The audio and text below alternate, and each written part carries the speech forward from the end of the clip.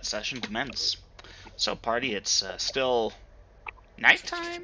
Question mark. For all you Daytime? know, Yeah, it could dark. be the middle of the day. It's still dark. Velvin, you're When was about to the go on last time? watch. Okay. I was gonna say when was the last time we rested at least, but I'm about to go on watch. Okay. Now, Grills, you wanted to harvest the venom. I believe we covered that end of last session. I believe it was 2 doses. That sounds about right. So, yes. It was 2 doses. Okay. That's what I have wrote down. And it is that time. Okay, so Velvin, you're keeping watch as you normally do on the outside of the... Firelight counterclockwise. Yep, so that puts you at this point. And the monsters... We left the place before we did the encounter, didn't we? Beg your pardon? Yeah, we ended session before the encounter. Mm-hmm. Yep, no, I'm rolling for some stuff about that now. Yep. Ooh. Yes. Yeah, I'm a little low on magic missiles here. Mm-hmm. No, it is the Dark Forest. Alright, Velvin, you take watch for a bit. It's been about a half hour or so. And give me a perception check. Perception. Nice.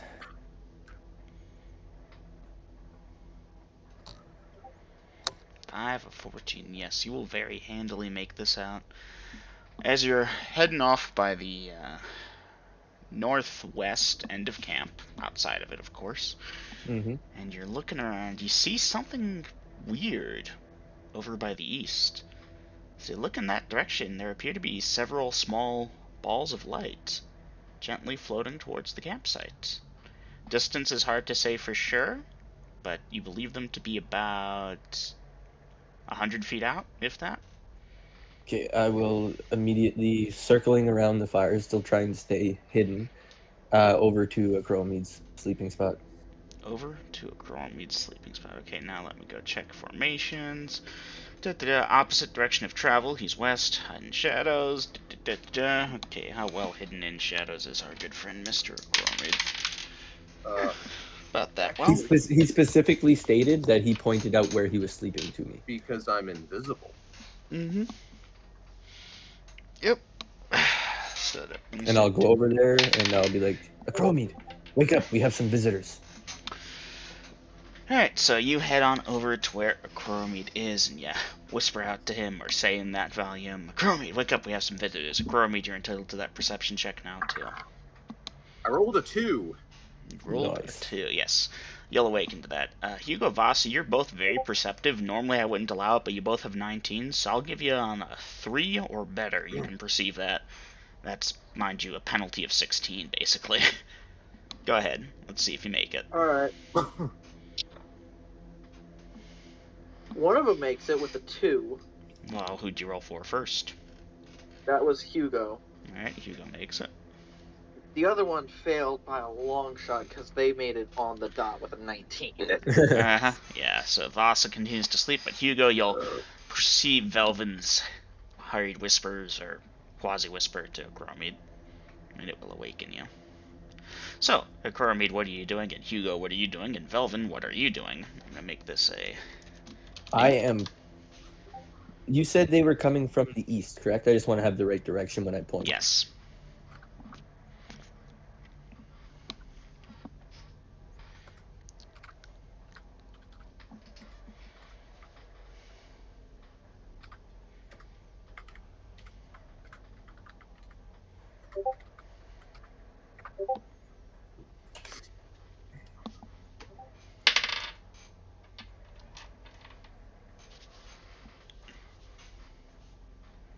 Hugo, looking around confused, point to the east and saying, over there. And saying, Acromede whispering back, okay, I'll check. Alright, well, Velvin Acromede, you'll notice it pretty immediately. Let me double check the AoE on that, just to be sure. Any single designated victim. Okay.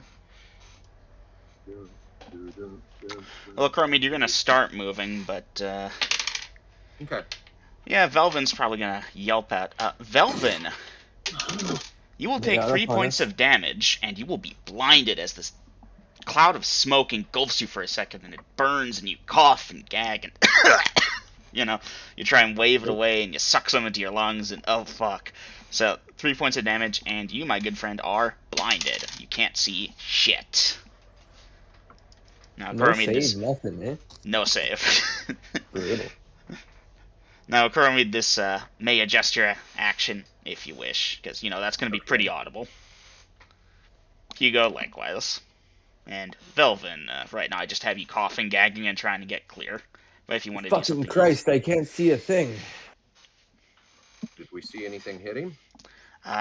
he's engulfed in a cloud of smoke about the size of him. Does it have an animus? The cloud of smoke? No, not that you can tell. Are you trying to cast magic missile at it? Not yet. So not that you can immediately tell. Okay. So You are, what however, do I- entitled to a perception check. Now, the creature is hidden in the dark, but you've got detection of undead. No, not with an 18. Nope. Does Hugo also get the perception check? Oh, Hugo, let me check you in formations, because Hugo is outside the firelight to the east. You're on the other side of camp now. Okay, never mind. That being said, you should be aware of the lights as they float over your head.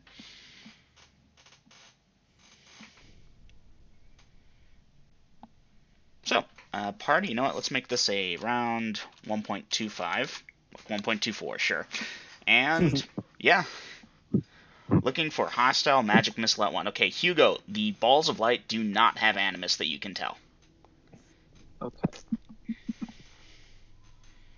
So what do I see, Dungeon Master? Right now it's dark, obviously. You're outside the firelight, so there could be something right next to you, but you're not catching it with infravision. That's right, you do have that brain fart. Yeah. Okay, so looking around, there are, let's see, I need to consider something here. Heat, movement, yeah, reasonably they've moved around enough, you should be able to pick them up. Give them a 1% chance, and that's being generous to them. Oh, hells no. Yeah, Coromid, there are 3 heat signatures standing about 10 feet away, west. They're about 5 or so feet tall. They've got these growths out of the side of their backs. Could be wings of some kind or another. And 2 of them are, like, leaning their heads back or something. Okay.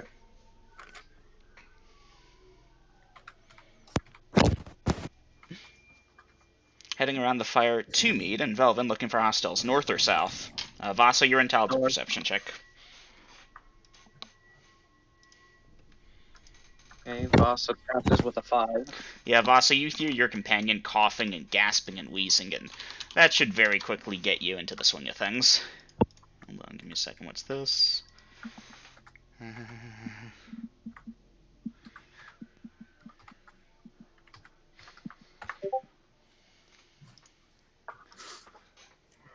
Not hostile.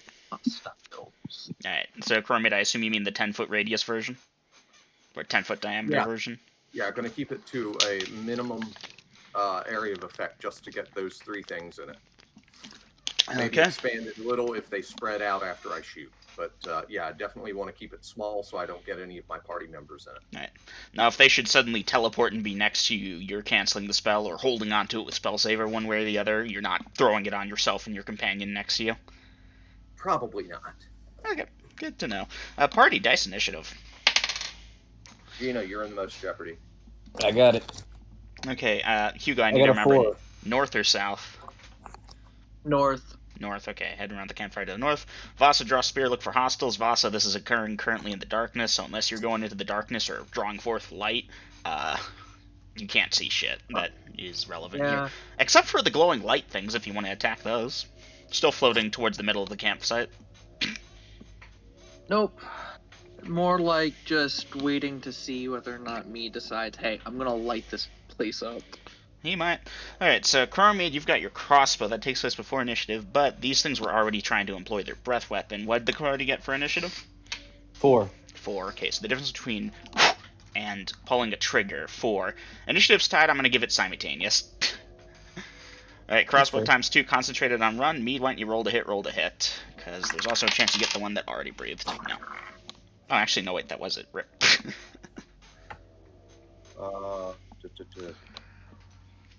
An 8 plus 3, because it's a magic bolt, and an 18. Alright. Plus, I don't know if I have surprise or not, because... Oh, no, they were aware you're there. Velvin was a little too loud. And they did hear your whispered, I'll check around there, so they knew something was out over there. Where art thou thine? Plus 4. Yep. So that was the 8 plus 4, you said? 8 with a plus 3 bolt, so an 11. 11 at 9th. Yeah, that'll hit, and the other one definitely hits. So you can dice damage for those two. That strikes A, which was the one that had breathed prior round. The other two are going to breathe at you, or rather, they're going to try to. You know, they don't have improvision, but pretty close, and that's there. Okay, both bolts, total of 8 hit points of damage. 8 hit points of damage, both. Nice. Okay, becomes there, that becomes there. Alright, that little creature is, of course, shrieking out in pain at that point. Now, the other creatures did go for breath weapons and did manage to get them off. One of them misses you, Akromi, because they are kind of blind firing. They have a rough idea, but they can't see you. The other one did get you on the money, though. So, saving throw because Scarab. I rolled a 15. That's Okay. plus 1. It's a 16. Does armor count? Armor should count here. This does damage. That gets me up to an 18. My shield gets me up to 19. Cloak? If it's fire-based, the ring of fire resistance. I don't think this is fire-based. Did you already count for the cloak? No. No. Okay, that brings you to 21. That is a successful saving throw versus the smoke method's breath. You managed to duck out of the way of it. You will not be blinded or take damage from it. Sweet. Alright, now, two of the creatures do raise up, beating their wings, and move to attack. The other one is backing off, and it's coughing and gagging, if you will, now, because he just did 16 points of damage to it. Goddamn. Alright, Velvin, you're still blinded for this round here, and let's see. Not saying that you're wrong, double M or anything. I just had a quick question to ask. Go ahead. Because I heard you say that it's a smoke attack. But smoke is not fire based. Technically, I understand not. it's not funky. heat based, but yeah, okay. It's magic. One way or another, right? he passed. Yeah.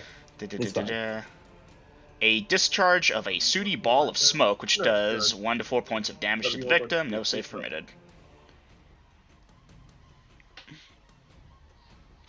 It's fun. I've actually thrown these at the party before. That's sick. Now, Kuromid, after you finish the crossbow, you begin to cast, and the other two creatures move in to attack you. I've got Hugo circling, I've got Velvet incapacitated, and I've got Vasa holding, so it's just them attacking you as you begin to cast. The first one strikes and, of course, misses, as does the second one. Your casting time for that is 5 segments. Assuming a full melee round is their full option means that realistically at this point between breathe, move, attack, you have enough time to get that spell off. Now, you've got 2 of them with you and the one that's injured that backed off. What are you targeting? The one that's backing off. Alright, and you made dice damage. It has 4 hit points left. It's dead. Yeah, it's dead. I'm not going to bother rolling 11 die 4. Yeah. So the cursed white and black lights that look like TV static erupt around that thing, and it shrieks and dies in a pitiful manner. Velvin, you're still incapacitated, can't see shit, coughing up smoke. Vasa, you're still holding. Hugo, you are still moving at this time, but you are close now. And let's see, the creatures will get their final attacks. Nope. Yeah, no, pretty sure not. Not with that hit dice. Definitely not on a 2. A creature that can hit meat on a 2 is not something you all want to fight. I mean, you would. Great hit points. But, okay. Kuromi, the attacks against you are negligible at this time. Hugo, at this point you're there and you will be appraised of the situation. You will have an option next round. Velvin, for the following round, you will continue to be blinded. The blindness lasted for 2 turns. This was the first turn, this will be the second turn. That being said, you may still have an option if you wish. Round 2. Vasa, likewise, I have you holding position in the firelight. The dancing lights kind of just hover over the middle of the campsite. But my bad, actually. No, they winked out when the, what's it called, died. Yeah. Bet you like that, huh, girls? Cast dancing lights at the other end campsite, get them looking the wrong way, then breath weapon the fuckers and move into attack.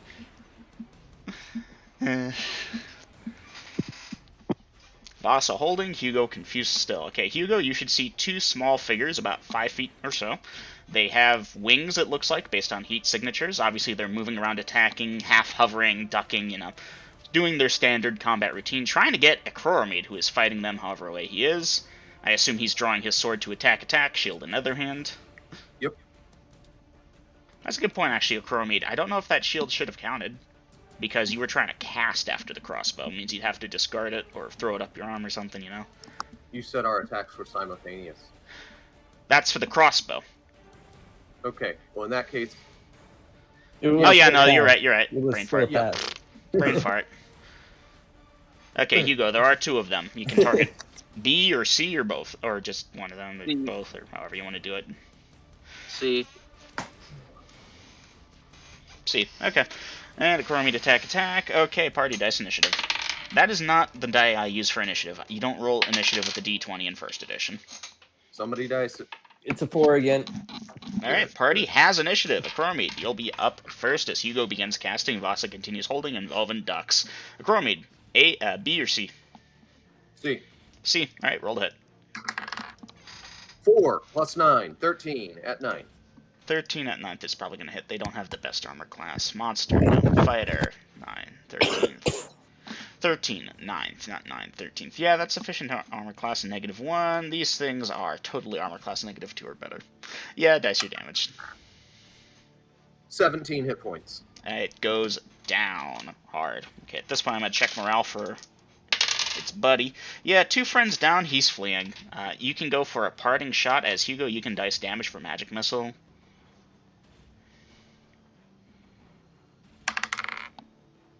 Damn. Dice it. 66. Crit tables. Fumble. Melee. 66. Weapon knocked. 4 dice 6 feet away. Alright. 11 points of damage. 11 points of damage. 5, 8.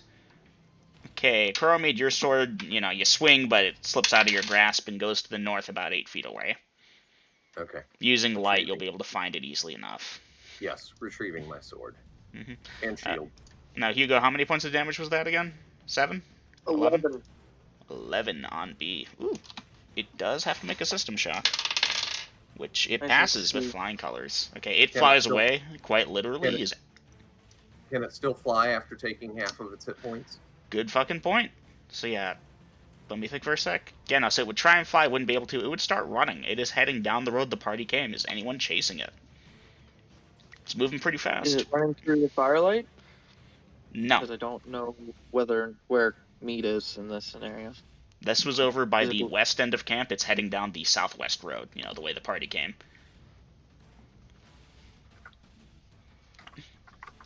Now, if anyone wants to go for a parting shot of one kind or another, obviously, Cromie, you won't have your sword if you're going to go cast Fireball at the fucker. Vasa, get that thing, and Vasa, you don't see that thing.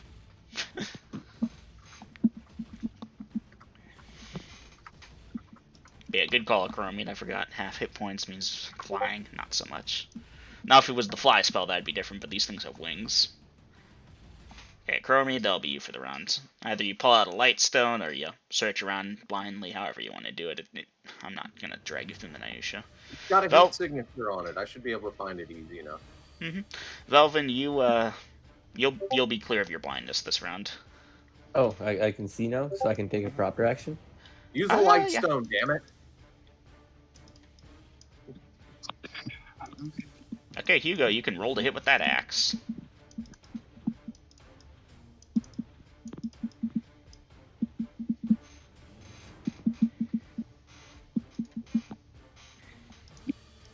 Drawing Lightstone and attempting a chase. Ooh, interesting. So, hand axe. Roll to hit. Yeet. Alrighty, that's a 14 at 5th level cleric. Cleric, 5th, 14. That hits dice damage. For 5 points of damage. Nice. Your axe sinks into it solidly. It screeches out in pain and continues trying to run. Vasa, you're digging out your Lightstone. Where do you keep your Lightstone? I keep it in a bag that's on my side. Alright, so you're digging it out of your bag over there. Doesn't take you too keep long. a- You remember my where it light is. stone You portion pull in it the out, and backpack. now you're attempting chase. Now, you're pretty fast there, Vasa. And the lightstone obviously will give you sufficient thing to see this thing. I'll be right back, guys. I gotta do a thing. Alright, so you've got sufficient thing, but give me a d20. 5. 5. Okie dokie. I don't know what that was for. That was me in lieu of percentile dice, giving you slightly better odds. Okay, you're closing the distance on it. Are you going for a ranged or melee attack? I'm going for ranged. What are you throwing at it? A dart. Alright, so you're drawing forth the dart from your chest. You have to hold the lightstone in one hand, so you're doing this one-handedly and throwing. Roll to hit. Yep. 17 plus 3. So Yeah, I that think hits. I'm pretty sure, yeah, that's a dirty 20 at 9. Yep, you can dice damage. No No, anatomy bonus, but dice correct? damage. No anatomy. You are not familiar with the anatomy of mephits. Not that I'm aware of, at 3 least. points of damage. Nice, it's still up. Are you pursuing still? Yeah. Okay. Dungeon Master, are they in sight?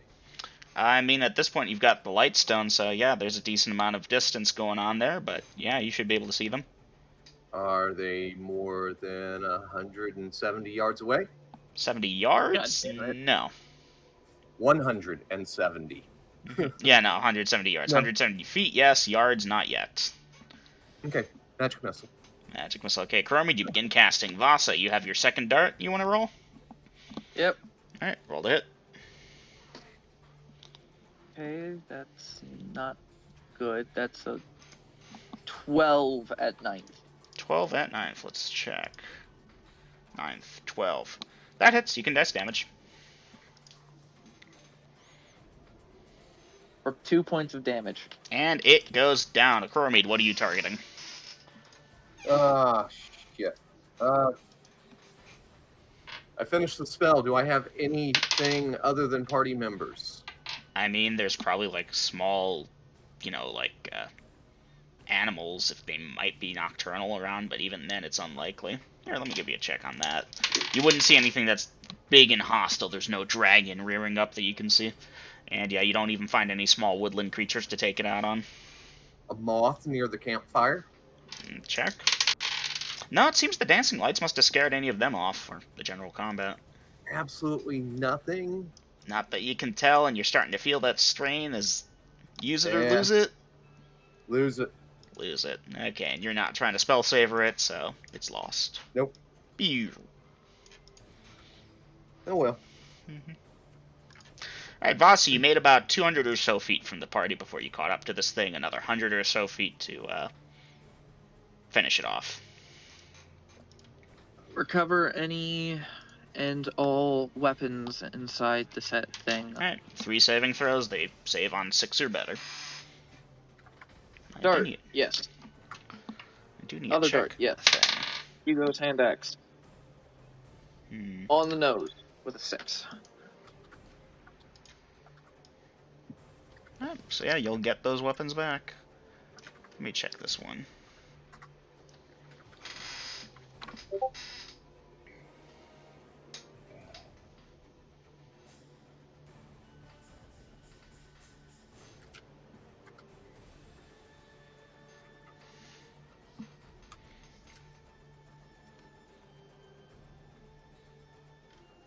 Alright, let me check something really quick here. Ooh, yeah. How intelligent is this thing? Average human intelligence, okay. One of them and a few of the party just took down whatever the hell that thing was. Give him that. I did check to see if there's anything else lurking nearby as he chased after, and wouldn't you know it? Okay. Dungeon Master, did you give us a new? Not at this time. Okay. Okay. So, Vasa is going to continue getting weapons back for this round. Let's say they can be recovered at 2 per round even. That gives you a round and a half. Velvin, you can bind wounds. Easy peasy.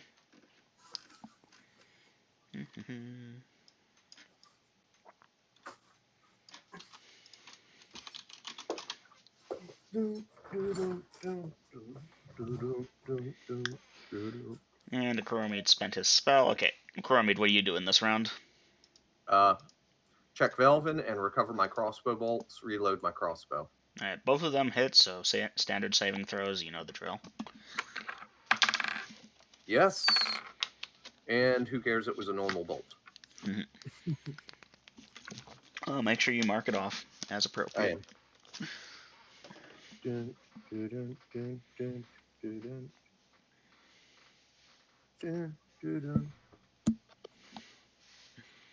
Now, Vasa, after you get the weapons, I assume you're walking back to camp, giving Hugo back his axe and going back to bed. Yep. Alright, party's sleep has once again been interrupted. Mwahaha. Hugo actually will study for 3 minutes to get a magic missile back. Alright, Hugo, you should get that time back easy peasy.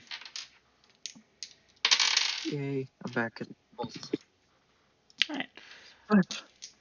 Velvin, continuing watch after Yes, binding sir. wounds. Yep, Yes, the sir. blindness obviously has faded at that point. It was just a giant puff of smoke from these things. Bastards. Ooh, okay, who are you waking up when you're done with watch?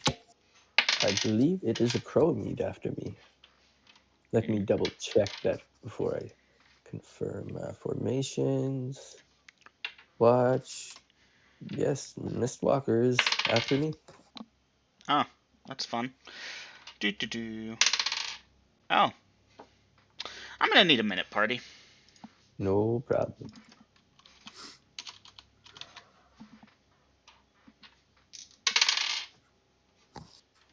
Huh.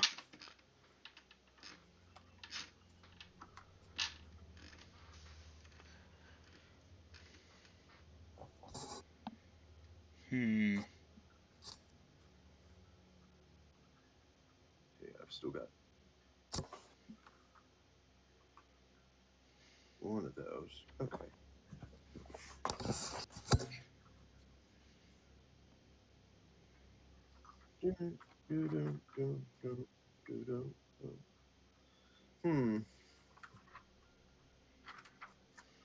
Magic jar, fireball, lightning bolt, fire gout, acid arrow. Okay.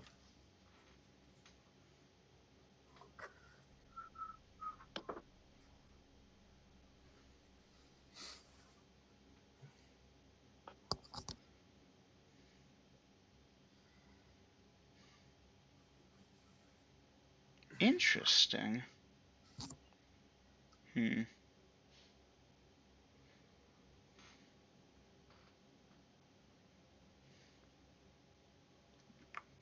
Very interesting. Alright, I'm gonna need, like, more than just a minute or two. Now's a good time for a smoke break, whatever. Okay. Will do. Okay. Doing that.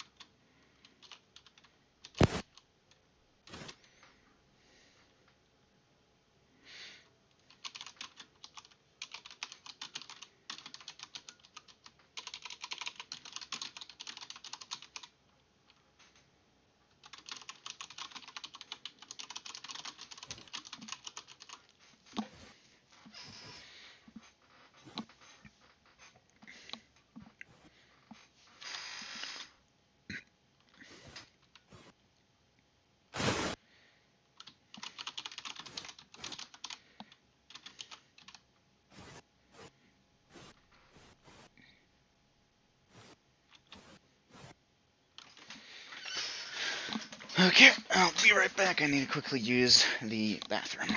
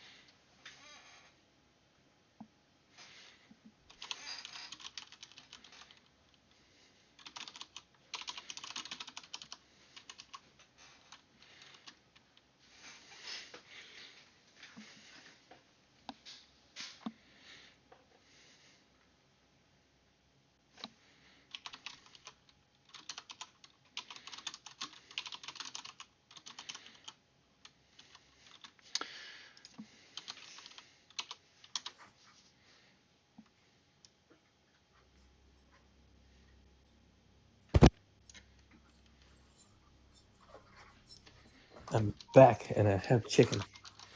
I'm Welcome back and I back. don't have chicken.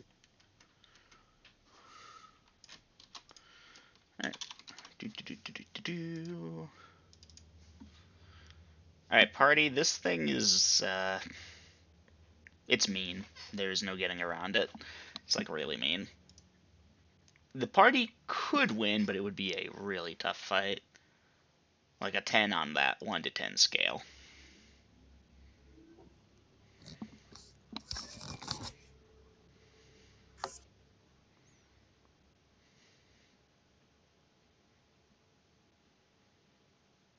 Does the party want me to reroll or throw the nasty encounter?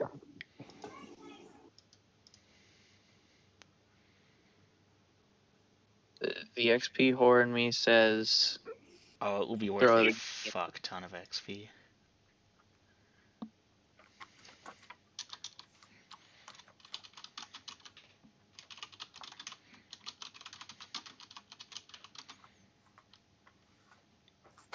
That's up to y'all. I'm the one that's most likely to survive. Indeed. I have no comments.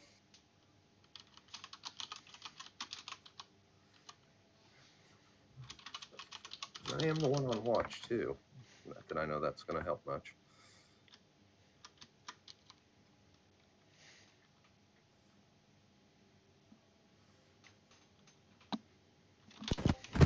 So I'll be right back.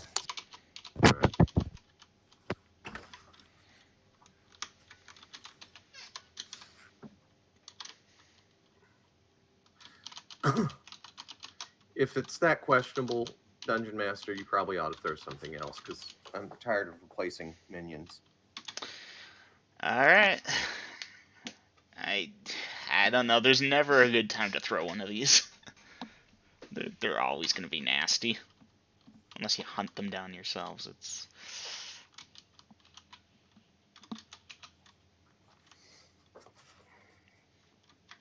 Are you sure? It's ultimately your decision.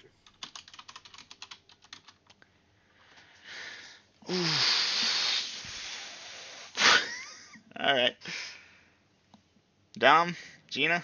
Well, Gina just stepped out. I'm back. Alright. Well, yeah, I'll give y'all a choice here too. Again, it's tough. This one, I would not envy the party facing it. Some of you may die. I did roll it legit, though.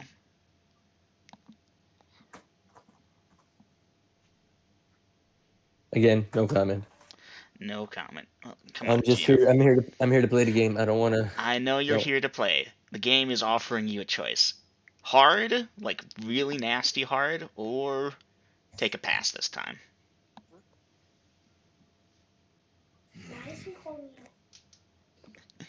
If it's nasty hard, but it is a Forsaken, let's go.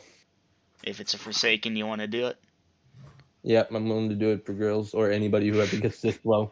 But if it's not a Forsaken, if it's just some big nasty Trask or something that's not going to get us anywhere, fuck it. I won't give specifics, but there is a possibility for a significant gain for the party here. Or the party gets wiped. Or Chromie teleports away and you all have to begin anew, which sucks ass. It does suck ass. Mm-hmm. So I won't give away what it is, but there is a potential for gain here.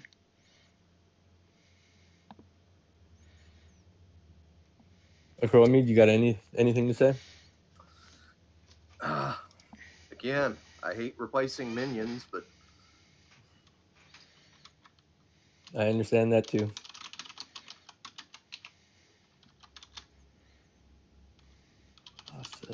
Hugo. Low on. Let's pass. Let's pass. We're gonna pass. Pass. And Dom, you. All the numbers I'm looking at say we should pass because I remember Grill saying he's low on spells and he just used a couple more, and everybody I don't think is at their best right now. Alright, but next time this result comes up, I'm thinking it's gonna stick. That's fine. I would have Okay. been fine if you'd have forced it this The time. Forsaken Immortal does not appear, which is very lucky for you all, but next time it will be him. Alright. That being said, it's a less than 1% chance of that happening. You know, but just I rolled and I rolled again. It's like, well, who is it? Oh, he's gonna fucking murder you all. Except maybe a Chronomate who might be able to get away. And if that fails, then oof. That being said, I'm popping him in Notes to Self because he will appear next time the Forsaken are called. So that encounter is resolved. And the party loses one of their extra lives they didn't know they had. Nothing else happens that hour. Alright, Akromid, how are you keeping track of time? Well, I have last watch, so I don't really need to keep track of time. Alright. So when it's been a bit and you're like, hey, it's not getting any brighter because we're in a forest, what are you doing? Am I starting to get hungry? Maybe? You know, near-death experiences, you haven't had many of those, but every now and again something happens where it's like, damn it, I'm low on spells and we're in a dark fucking forest and maybe you're hungry early? Does it feel like 4 hours have passed? 3, 4, maybe? You're not really All right. sure. Fuck it, wake him up. Wake him up. Okay. For what it's worth, yeah, it actually wasn't on time. Okay, Velvin, your strength has worn off at this time, by the way. And yeah, party, if the morning has come and light shines upon Denalia, you are unaware of it. Perhaps the party shall exit the Dark Forest to find the entire world is dark now. Velvin, you'd love it. I was thinking that'd be beautiful. First place I want to go is Solia. So I can laugh at them all. Man, this guy is nasty. Okay, so Dungeon Master, eat breakfast and tell this slot that I need a little bit of time. Alright, so here, let me do a new, post break fast. Obviously, someone's feeding the horse. Of course. Didn't we get a second horse? I believe you only have one at this time. Oh, that's right. We haven't had a chance to replace it since that other one died. All right, so 12, 18. Yeah, so Dungeon Master, after I eat, or actually before I eat, since I've gotten them up, I'm going to go straight into spells. I'll need 18 minutes. That's 4 firsts and a second. Alright, 18 minutes, 4 firsts and a second. Let me check encounters. Alright, you should get that. Okay.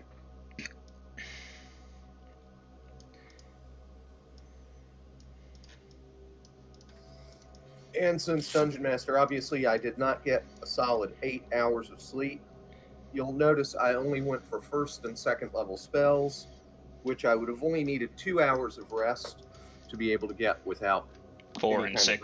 Well, 4, actually, but yeah. Yeah, 4 hours, but I'm sure I got that much. You did. You no actually probably brainstorm. could go for 3rd and 4th levels if you wanted.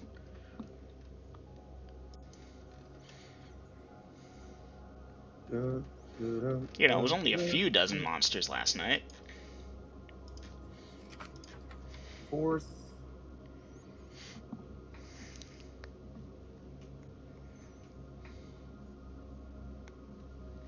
Not as much as I'd like to. Well, in that case, yeah, what the hell? I'll go for 2 fourths. Alright, 2 fourths, 12 minutes each, times 2, 24. Yeah, you should get those. Okay. And one of those, the first one is going to be a stone skin that I put on Velvin. Okay.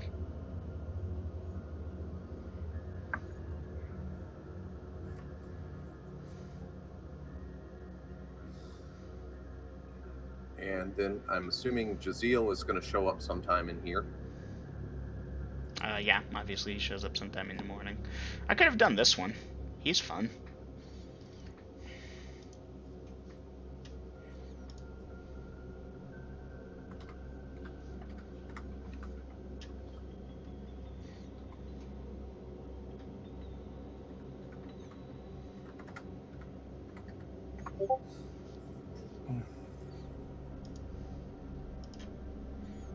After And spells, move out.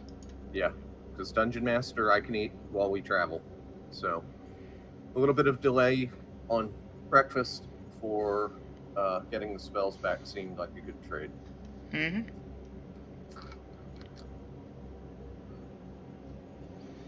Alright, so advancing the time needed for that to there. Party eats breakfast, Meat does spell work, wait around a little bit for me to finish up spell work, and party continues at currently 1.5-ish miles per hour, just following the damn road. Yep. Oh, don't worry, party, it's only that many miles, if that many things will take you that many hours. Easy peasy.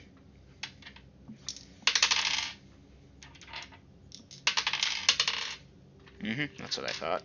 Okay, a couple hours will pass. Nice. And I need to check what this is. I think I know what this is. Yeah, I'm gonna have to re-roll that or give that. Okay, they would be doing that. I'm gonna have to check the entry for them real quick, but I'm pretty sure that's a non-encounter.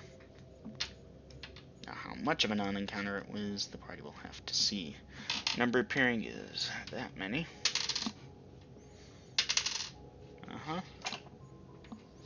And the party has a Dungeon nightmare Master, with I don't them. know if my spyglass is going to do any good if it's so dark in here.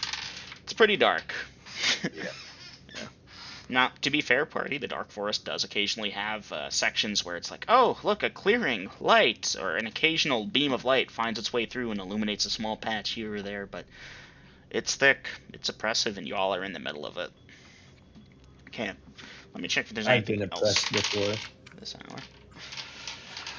So the party, traveling by continual light stone held by Vasa, continual light torch technically, continues to move on forward. Let's see. Y'all are keeping your eyes out, so I'll give everyone a perception check, but these things are successfully hidden in shadows. It's just y'all are going to kind of negate part of their shadows. But the penalties are going to be, I'm going to say 8 each.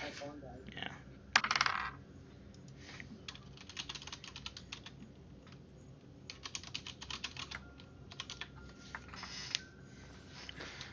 Akora made that's with the penalty? That's what I rolled. Yeah, so no to you. And mine too Velvet. is my roll. It's my roll. Ooh, 6 plus 8. Ooh, on the nose.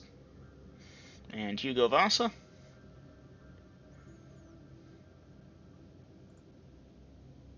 I'm gonna give them a second, otherwise they will have auto-failed their perception checks.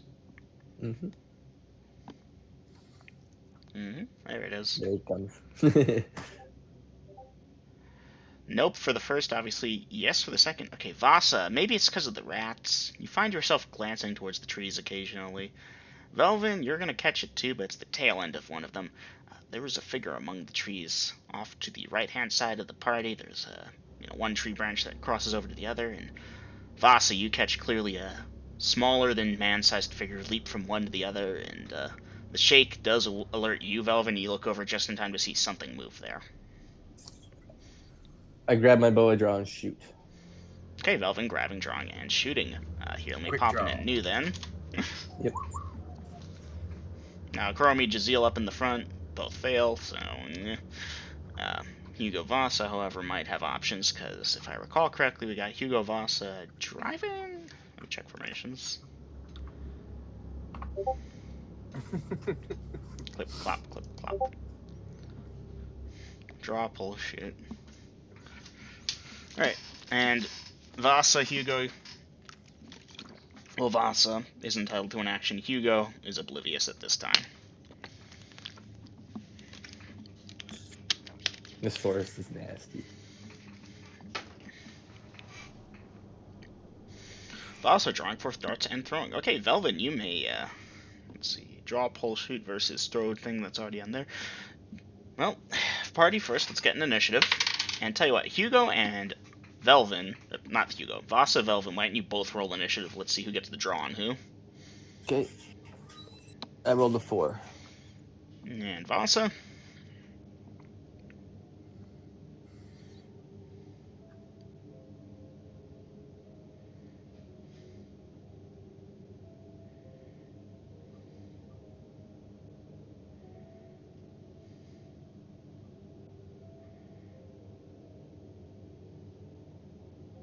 Come on, Dom. Let's try and stay on the ball here. Oh, brother started yelling. Okay, Voss, I want you to dice initiative. Let's see if you or Velvin is first in getting their weapon into play. Velvin's at a penalty because that. 3. Okay. So yeah, Velvin, like I said, you're at a slight penalty because you have to draw forth your bow, knock an arrow, pull, and so forth, versus Vasa just has to reach for her chest bandolier, grab a thing, and toss. So, Vasa, And she's fast. yep, you can roll to hit.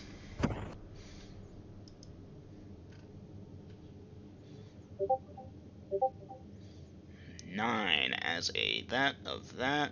Yeah, that dart sails off into the tree line. You're pretty sure it didn't hit anything. Velvin, you've got your bow up. You can't see your target. You firing blindly? Oh, I can't see it anymore? Yeah, it's in the brush somewhere. I'll aim where I think it should be. Okay, so you are blind firing, so to speak. Like, obviously, Yeah. you're... Yeah, trying to judge from where I last saw it to where I think it was moving type deal, but yeah, blind firing because I don't That see is it yet. assumed, absolutely. Roll a hit. Roll to hit. 18 plus 2 is a dirty 20. Dirty 20 at what level? 6th. Fighter 6, dirty 20, hits armor class there. Their armor class is improved by that factor, and your attack is reduced by that factor. What armor class are these creatures? Huh. Dice damage. Very nice. It was an 18 after all. I rolled a 2. You rolled a 2.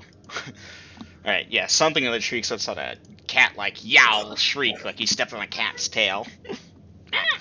There we go. That should at least keep them at bay. Yep. Oh, there are more of them rustling around in the things. They appear to be fleeing, however, as nothing is jumping out at the party. Realistically, a Kuromid gets a perception check again at this time, as does Jaziel, because why are my companions firing into the trees?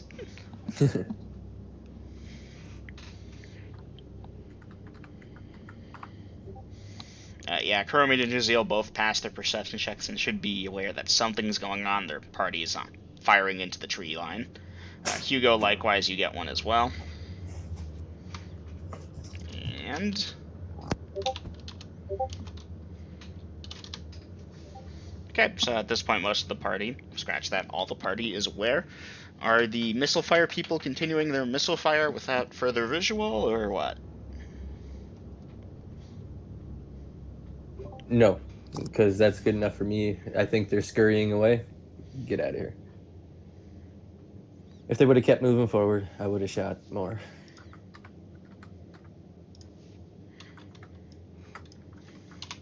You see those damn creatures, the Crow-Mead? I saw something. Yeah, I think I might have hit one.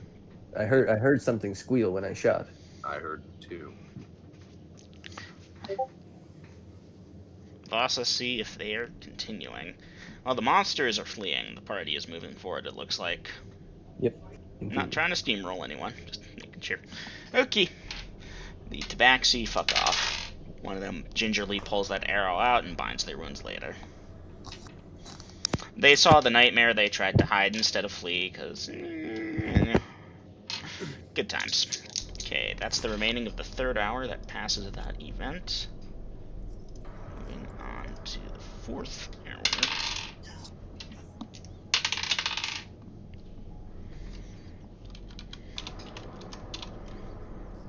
Okay, party, it's been a few more hours after that, and y'all are starting to get a bit hungry again. Alright, we will stop and eat and rest the horse.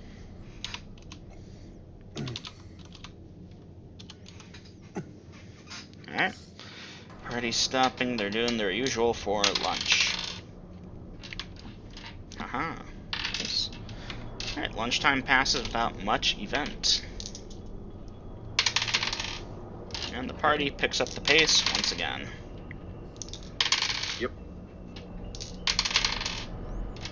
Oh yeah, keep it coming.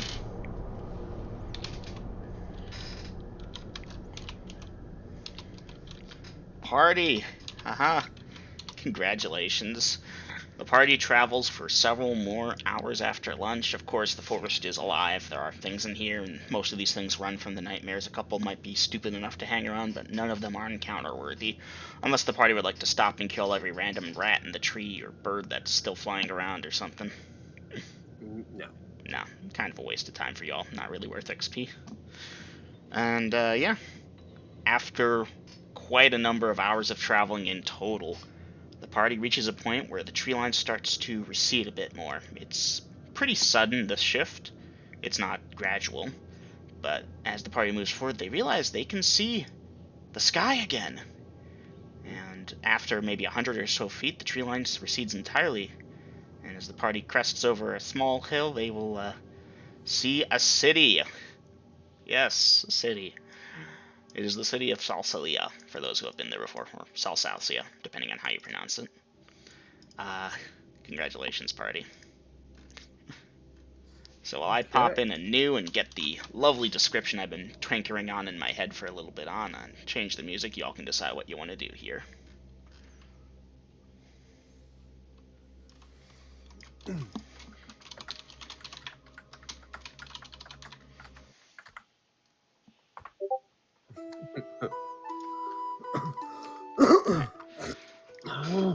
So like I described, the trees here have either been cut away or encouraged to grow elsewhere, for there are very few trees here, and they are of normal variety, or so it seems.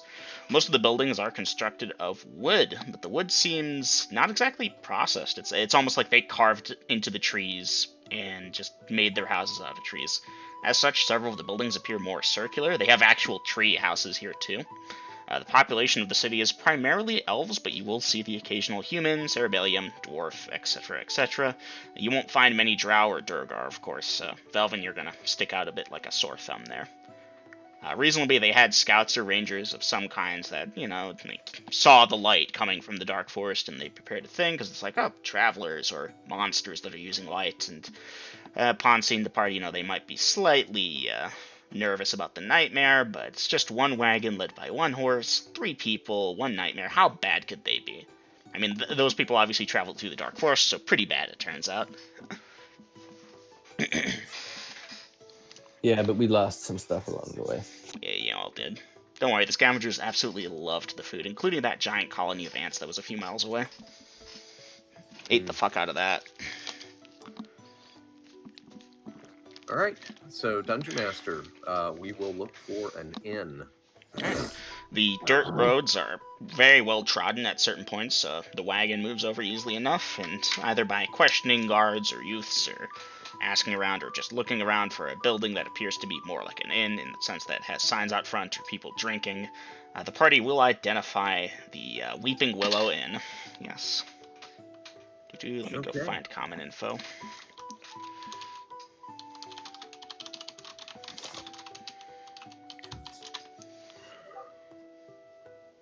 The Weeping Willow Inn. Any mundane inn supplies can be purchased for pretty much normal prices here. They have various woodland-inspired drink names that are just like normal drinks. Alright, so, yeah, Dungeon Master, I'm going to go ahead and get, inquire of the rooms. Is it single occupancy or what? Single occupancy rooms. Beds are large, though, double beds. And yeah, 3 gold pieces a bed. Okay. Alright.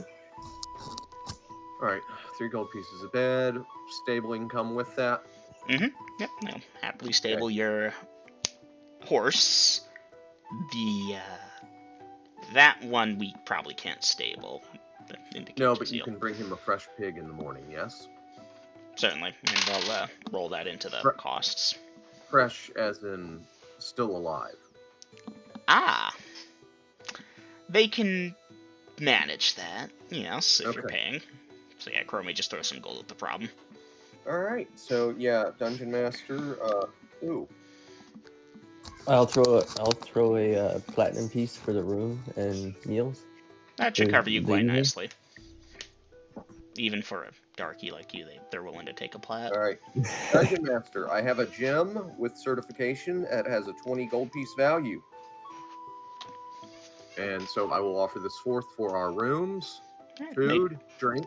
They take it and examine it, and they don't seem to be particularly trusting, but the signature appears non-forged, so they'll take it. Okay. And inquire if they know a good hostler that I could get another horse from. Yeah, we lost one along the way. You will receive the name of some business and rough directions. Go to this far and then turn there. The city is, as elves are naturally chaotic, not exactly a neat, orderly thing, and obviously it's a lot easier if you live there, but people can get around. Okay. The terrain is somewhat hilly, but it almost resembles a forest glade, if you will. There's a large river that runs from the north to the south, which is the primary means of them getting water. In fact, you could split the city up into two parts, east and west. They have multiple bridges to cross over, of course. Gina, what type of horse do we have pulling the wagon? Was that one of yours or one of mine? Nah, that was a draft horse. Gina's horse, unfortunately, did not survive. Okay. Draft horse, 30 gold. All right. They sell light coins here, by the way. Light stones. 100 gold pieces each, but yeah, continual light stone if you want to stock up.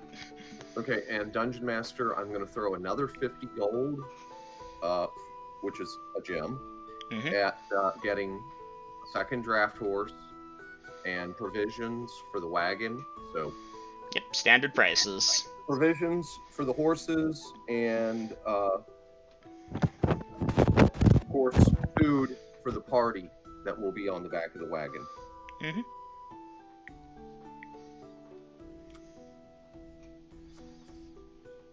And now, for what it's worth, most of this is going to have to be done tomorrow. The party made it about an hour before sunset, so to save some simple time there, this city is actually surprisingly safe. It turns out the party, after getting their rooms, is like, oh, it's getting late, let's spend the night. Y'all spend the night. It's the next day. That's when you start doing this.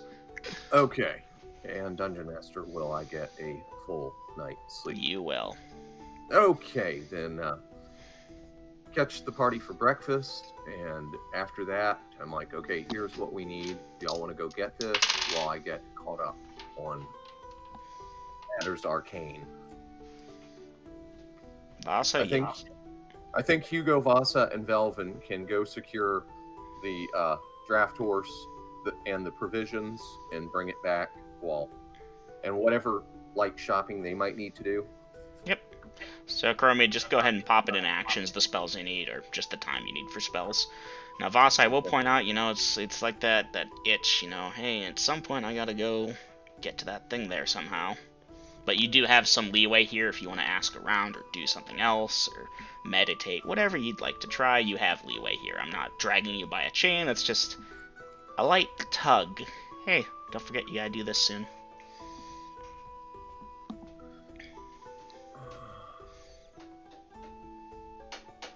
Oh, and I'm gonna stone skin. Who else was hurt? I saw them binding their wounds. Vasa, wasn't it? You saw me bind my wounds. I put one on you, but I think Vasa had to get healed up by Hugo and Vasa not too long.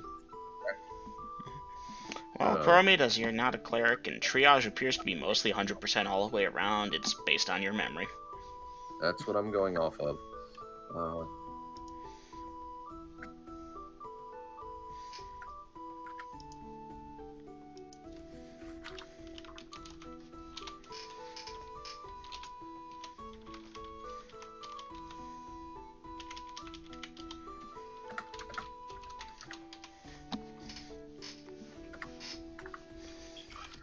Let's see, that's 9, 33. Oh, that's Carrie's from trying I mean, tell you what, let me quickly check your morning encounters. Yeah, Chromie, for the first several hours, you're good at least, so. 103 minutes? Yeah, easy. You get a chance to reload your gun in Civilization. Double up on that. Oh, and guys, get me 50 feet of silk rope while you're out there.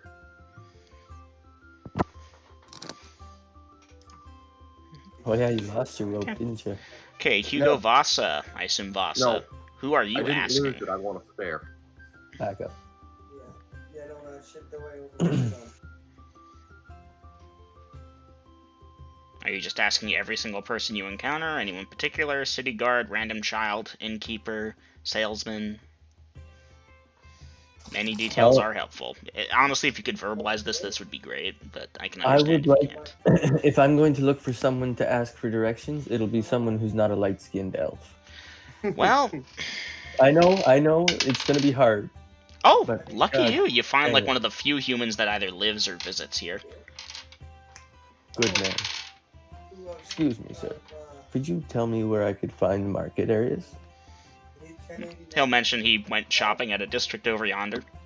Sword for hire, if you're interested in paying. Well, no, because you gave Sword the for half hire. yesterday, and that's the other half.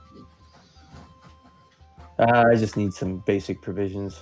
And there was this guy, he was pretty decent. And yeah, he'll give you just directions to the market. And there's one guy who sold swords. I had already made the I'll tell him thanks and give him an electrum piece. Thank you, good sir. And then continue on whatever the hell he was doing.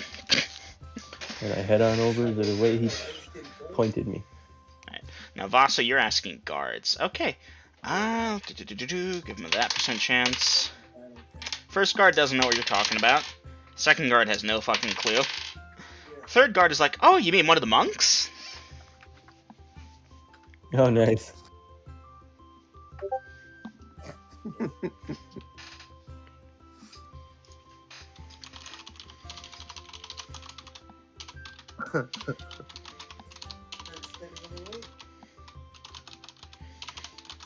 Did the name change, Dungeon Master? No, you know what? I'll just verbalize it. So Salsalisa, or Salsalsia, you know, it's an Elvish name. When they translated it to Common, the humans kind of bastardized it, thus it technically is Salsalia. But some people call it Salsalsia, because they're bastards. I just went off what's on the map. Yeah, no. Because the map was made by humans, that's why it reads that way. It's definitely not because I decided to add this bit of lore after the fact, totally. Yeah, no. To be fair, though, that feels right, doesn't it? What's this name of the thing? Salsalsia? Yep, sure. Type it down. No, Salsalia, you idiots. Yep, Salsalsia. Oh, Salsalisa. Salsa, yes. Salsalita. Yeah, she's undoubtedly the Elvish word translates into something related to trees, groves, safety, etc., etc. Vasa might tell you. She's pretty conversant in Elvish, if I recall correctly. Anywho, so Vasa, the third guard that you ask is like, oh, you mean one of the monks? And what are you doing?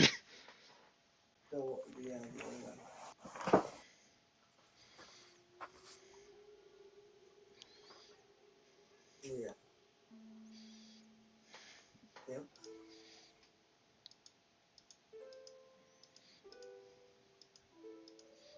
Typing. It's a shame you can't be in voice for this. This would be so much better if I could do the verbalization. But I recognize background noise as a thing. You have an appointment with one of them. Well, then you're in the wrong place. You know, they've got some monastery thingy, I heard, south of here. I don't know the way myself. I just know that once a month or so, a group of them come by in a wagon to get supplies. We see them every now and again. I asked about it, and one of the guards is like, yeah, those are monks, so...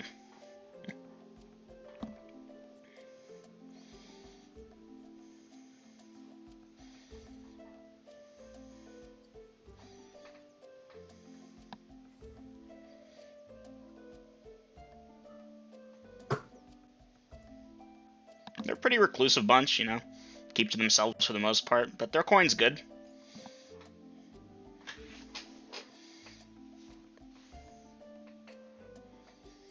How long was it since their last visit? Alright, give me a second. They do it about once a month, which means once every 4 weeks.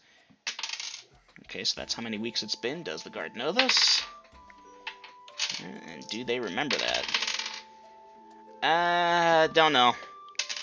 I think they were just here, actually, so you probably won't see any of them in the city for a month or so, but occasionally you have one that's, like, left the temple and they come by here looking for adventures. They kind of give you a hapless shrug there, and at this point the whatever guard they're attached to is like, come on, we gotta keep up the patrol, and it's either you're walking with them and talking, or you're letting them go.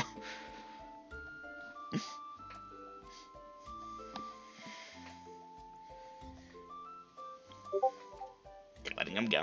Okay.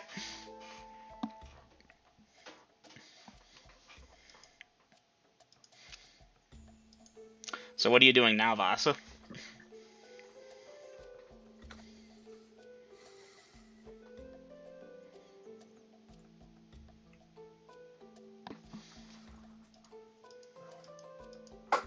Vasa is typing in out-of-character chat.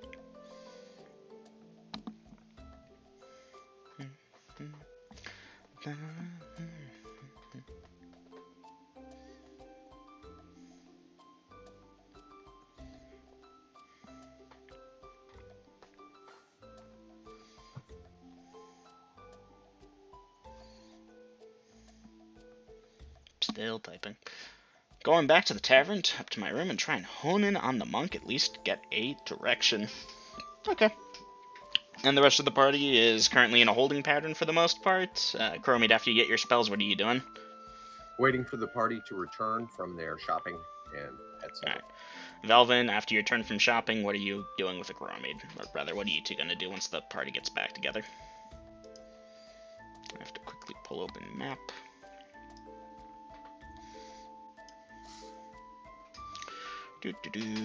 Maps. All right, so I'm gonna have to ask Vasta, this monk that you're looking for.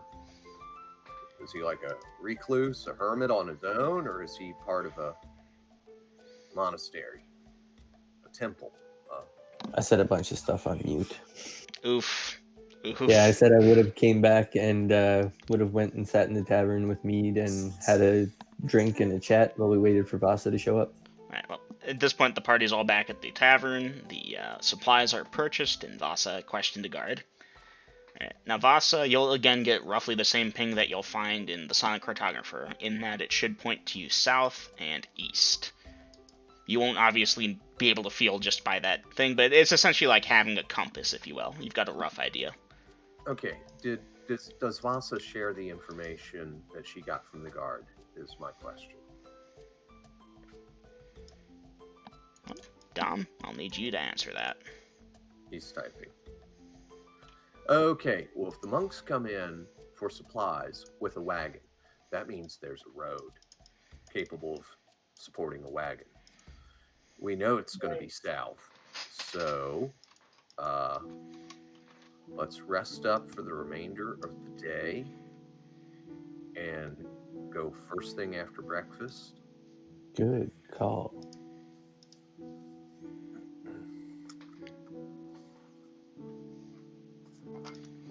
I mean, there can't be but so many damn roads headed south out of here.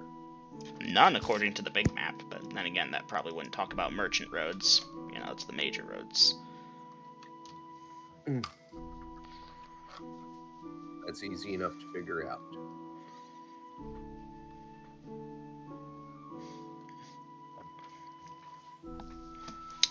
Okay.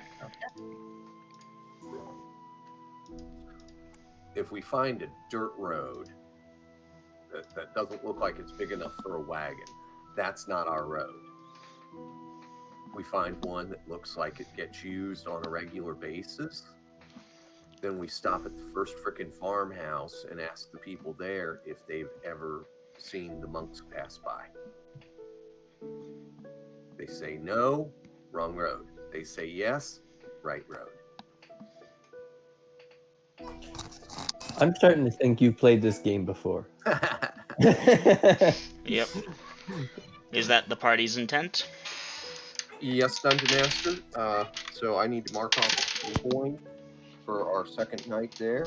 Yep, mark off rations and coin for a full day's rest and recuperation, as I assume, Vasa, you're mentally preparing, and everyone else is allowing the day to pass by. Day 88 becomes day 89. Morning comes, light shines upon Denalia, people. It's beautiful. Well, Velvin, even you, Velvin, it's nice. You know, just, you breathe in and you feel good. It's nice not having something trying to eat you every few minutes. The warmth is nice. I can close my eyes and enjoy the warmth on my skin, but I don't enjoy the light. I do Okay. need a minute here.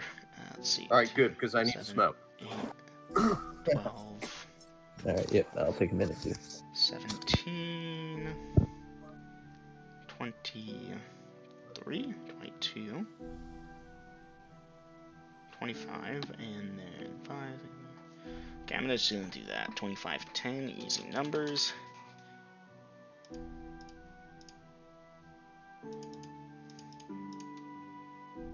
$7.25.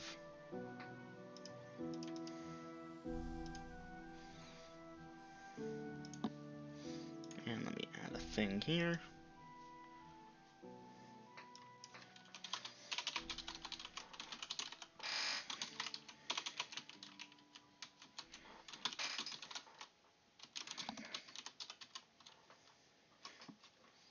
Okay.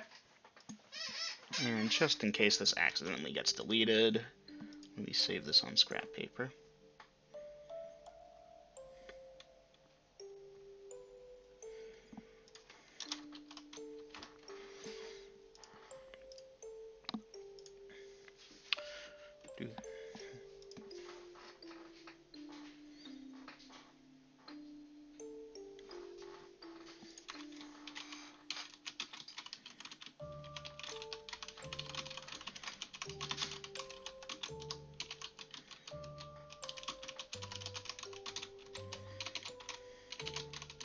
Alrighty, I'm back in voice. Sorry about that.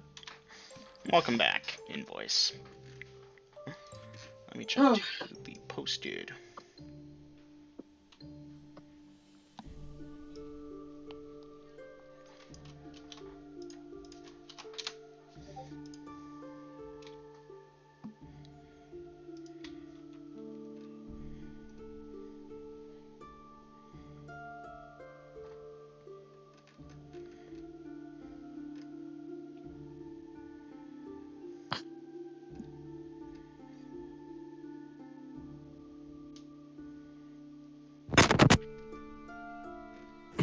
Ooh, some I'm room. back.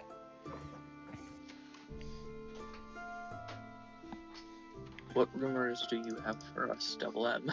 The one in rumors and gossip. In addition to anything previously, should be there by now. Yeah, by now I'd say yeah.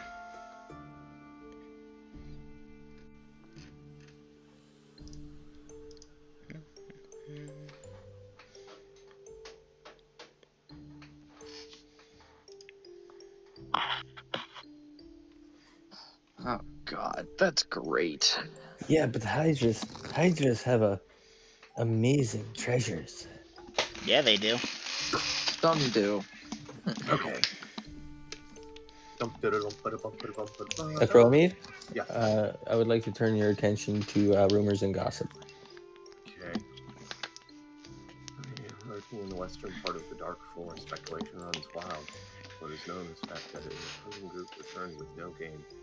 Turned back in fear at the sound of something big, which roared with the sound of 100 dragons that chased them through the dark forest. Yeah, some pissant illusionist, probably.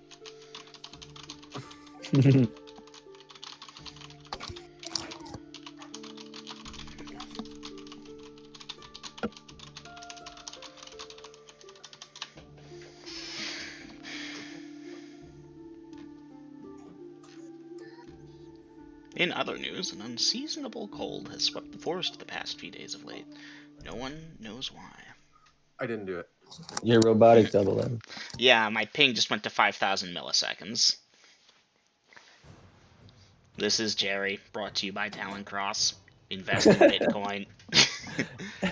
How do I sound? The doomed universe. Seriously, my thing's just red. I've got 74 milliseconds. Up, yellow, back to red. How am I sounding? Oh, you're robotic all the way. Jerry, it went please green. Jerry, please report to Maintenance Bay 5. Uh-huh. Jerry, please report to Maintenance Bay 5. Your It's vocal unit needs adjusting. It's just the blue screen of death, but auditorily. I'm gonna try disconnect reconnecting and see if that fixes it. I'll be right back. It's bumped. Yeah, but hello? Mic check, 1, 2, 3. Damn. Is that you, Jerry? Yeah, apparently 76 Yep. millisecond ping. I'm gonna go take a pee break and see if this sorts itself out. It just cleared. That Yep. cleared up. Psych. I'll go pee. No, that's good. I was just saying that to get Discord to behave. It worked. Freaking, it pinged at 5,000 milliseconds for a second there. So, party. Day 89, I popped in a new for you all. Day 88 was the previous day where you all resupplied and listened for some rumors, essentially. Did I really think of a bunch of rumors and shit just because the party was visiting a new city? Yes, I did.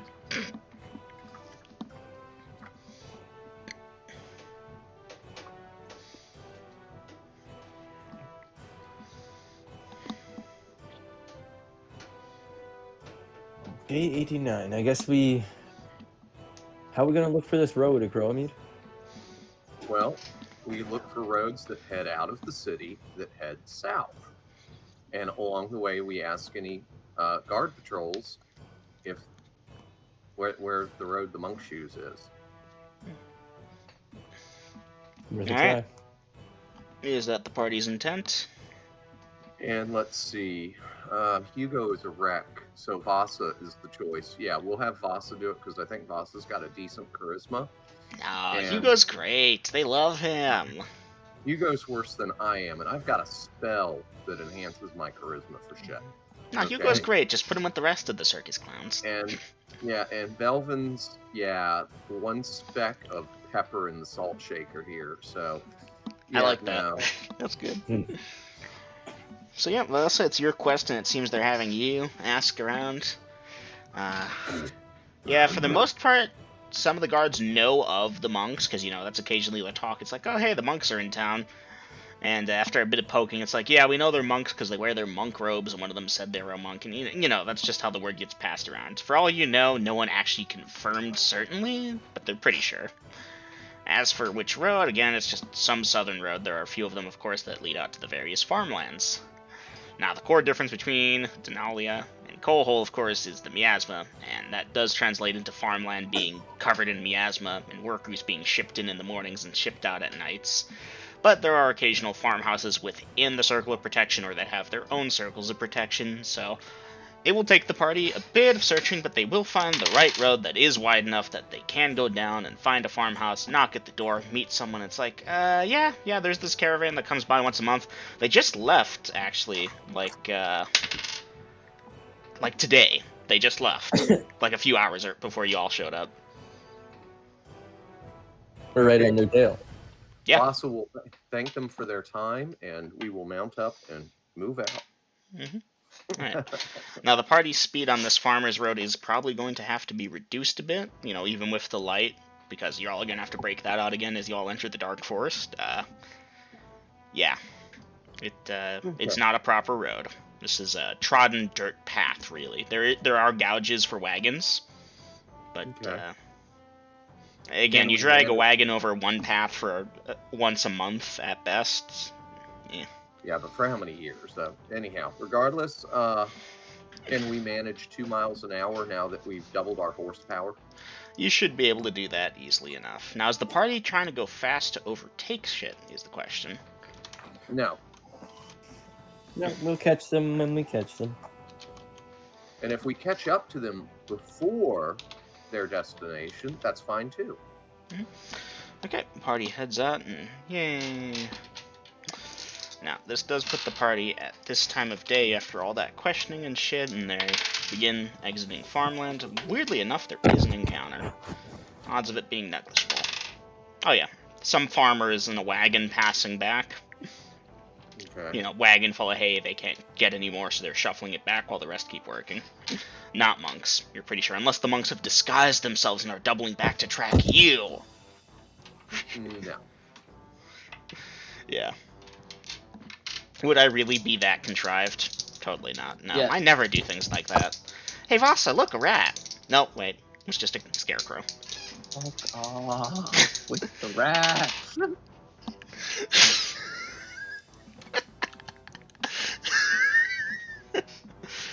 Alright, that puts you to there. Okay, the party does pretty quickly clear the farmland. And the trees grow dense once more pretty quickly. Again, it's like a sudden interruption, unexpected, large clearing that's several miles long. And let me go get the appropriate music. It's an interesting city, that one. I had a lot of fun thinking about it for the past couple weeks. That said, you know, y'all dip behind a hill and break out that light stone, and back into the depths you go.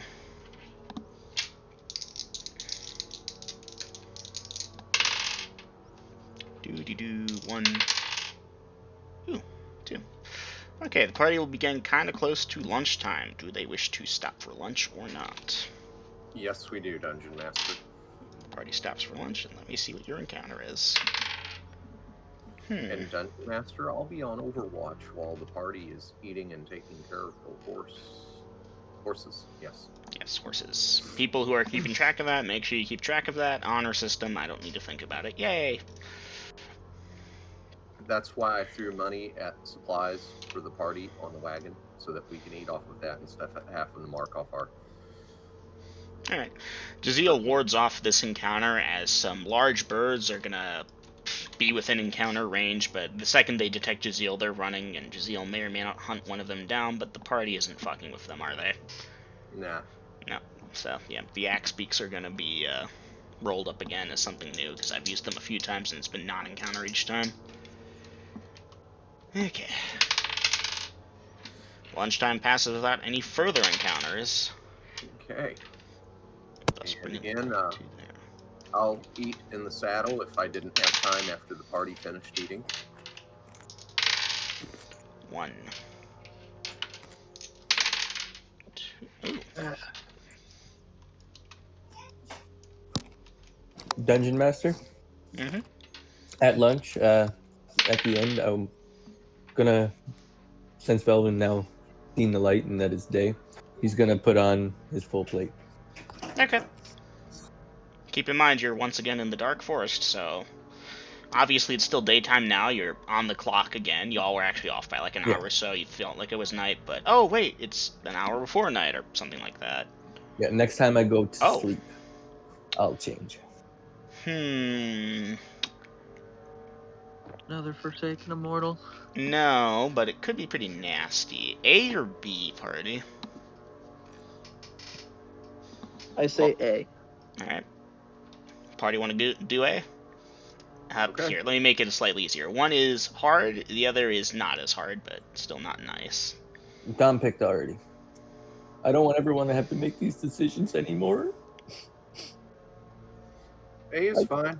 I don't know which one is which, so... Yep, exactly. Well, A was the hard encounter. I'll need a second. I've used these a few times. They're a lot of fun. Chromie, you love these things, and they are rich in vitamin XP. Okay. Unfortunately, that also means they stand a decent chance of fucking the party. Glad I mentioned putting on my full plate. Yep, this is true. Where the hell are it? There it are. Okay, that or that. So that. Haha. Okay, that helps.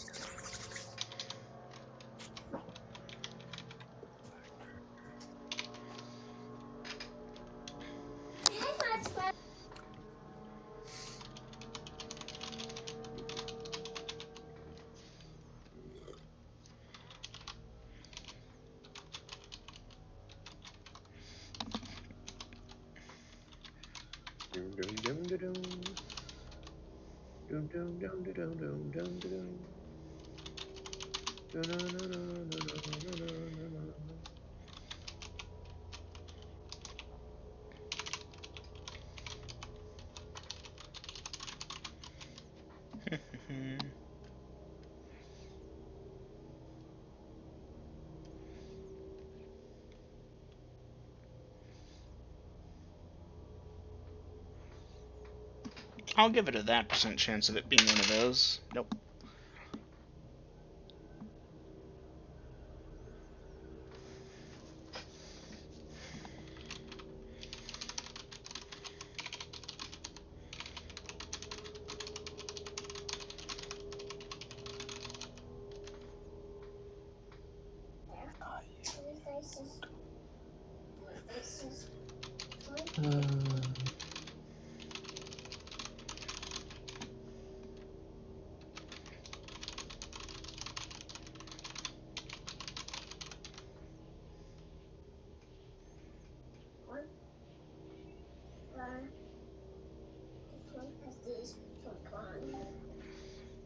Okay. And finally, should I roll these all up at once? Why the hell do I have so many d8s if I can't roll if a giant monster's hit die all at once? Yeah. Give me a second, I gotta get them all. How many is that? 36 D8.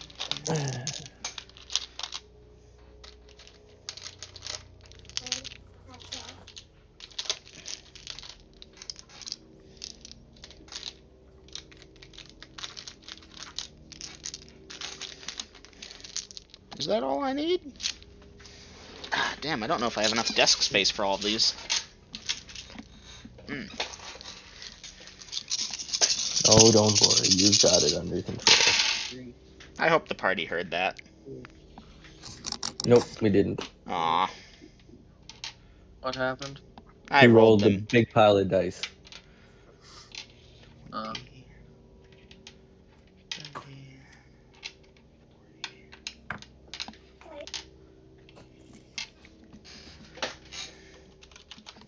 Okay.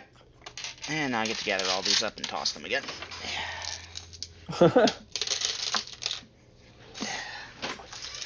Rolling double digits of dice for hit dice is very satisfying, but it is not fast. Okay. So, who we got in the lead? Jazeel and a Chronomid. Yes, yes. Chronomid, you're entitled to a perception check. So is Jazeel. Made it by 1, Dungeon Master. That's not good enough. And Jazeel, oof, nat 20 of all times. Right, so y'all are gonna be pretty oblivious and clippity-cloppity. Y'all are going forward, and give me a second here. So the perception check was to notice ahead of time, because when it happens, it's gonna be pretty freaking noticeable. I'll need to get the appropriate music ready, though. You know. I think this should be good, and we'll follow up with that if we need to.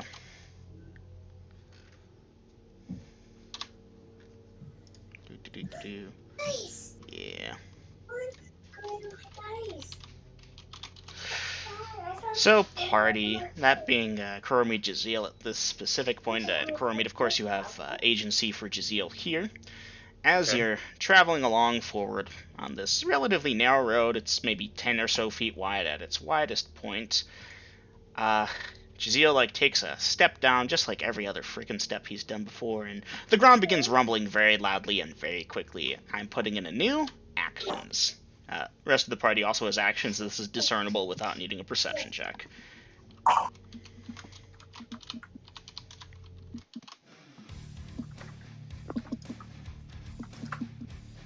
Typing. Yep, typing hard.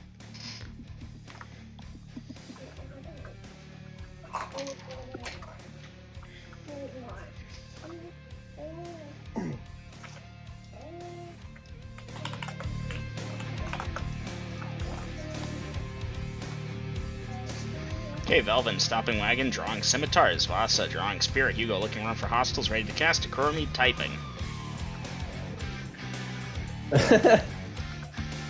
Dr. Feelgood. Dismount, spread out, sword shield to attack. Okay, and Jazeel, of course, letting you dismount him, then I have an idea what he's probably going to end up doing. Okay, Chromid, you slide on off the saddle and shout, spread out, while going for your sword, keeping your shield in your offhand. The purple worm, of course, swallows you, or tries to swallow you. Now that might not hit, actually. It did position itself underneath and wait. Now let's see if that hits. Your armor class is there. It rolled a that. Chromid, confirm your armor class with shield. -2. -2, but displacement doesn't count against that first attack. You're right. 10 XP. Chromid. Yes. It's that time of day again. You are swallowed by the purple worm. Okay. It does mark up a stone skin also. Yeah, party. For the rest of y'all, Jazeel and the Chromate are engulfed by a giant freaking purple worm, which erupts forward from the ground like lava shooting up. It's Both of big, them? about 9 or so feet in diameter, and it's long as 10 feet, another 10 feet, another 10 feet come on out as this thing shoots up into the sky, then twists to face the party. The Chromate is gone, at least as far as you can tell. Now, Jazeel, likewise. That reminds me. Now, if you all wish to attack, you may begin rolling to hit. I'm in there. I'm attacking like a dirty shirt. Ooh. 23 at 9th for Vasa. Alright, Vasa, you dart forward to stab with your spear and roll a 23 plus 9. Fighter, that. Yeah, that hits. Not fighter. Thief. You may dice damage. It is large. Yay. Yeah, I assume the purple worm would not be small.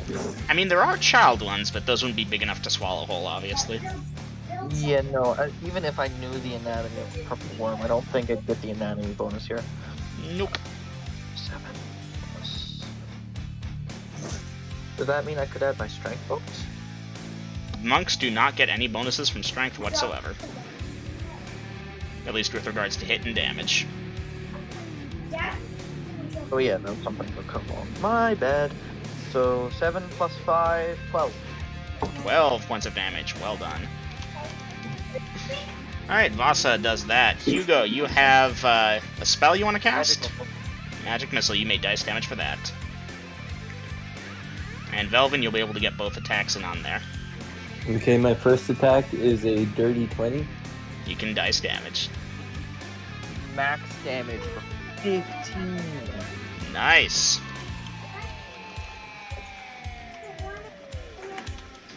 And Velvin, 6 damage.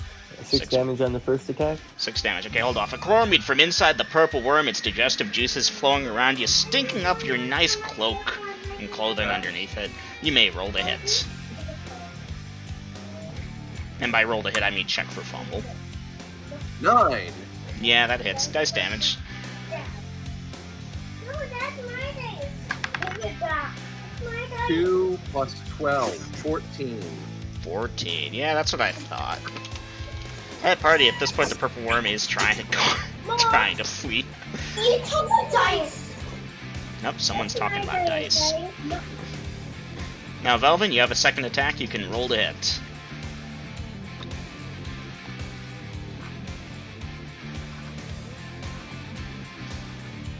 I can dice my second, you said? Yep, you can roll your second attack. Okay, I just had an interruption there. Another dirty 20. Yeah, dice damage. Ooh, look at that. 11. 11 points of damage? Yep. Velvin, congratulations. You just cut it along the side and strike it dead. It shudders and shakes and writhes and collapses, blocking half the road and laying still. A crowmeat from inside it, it stinks. You know that scene from Empire Strikes Back where Han cuts open a wampa? Yeah. Not a wampa, but the tauntaun to put Luke in and remarks on the smell. It's worse. Round 2. So it's dead? It's no longer moving. Maybe it's playing dead. Do you want to poke at it?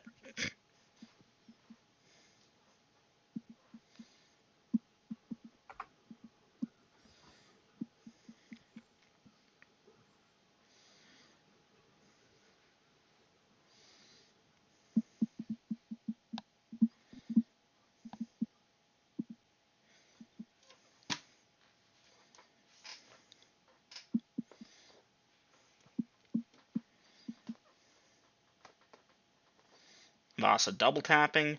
Hugo seeing if he knows what it is and drawing it. Okay, Velvin doing anything special?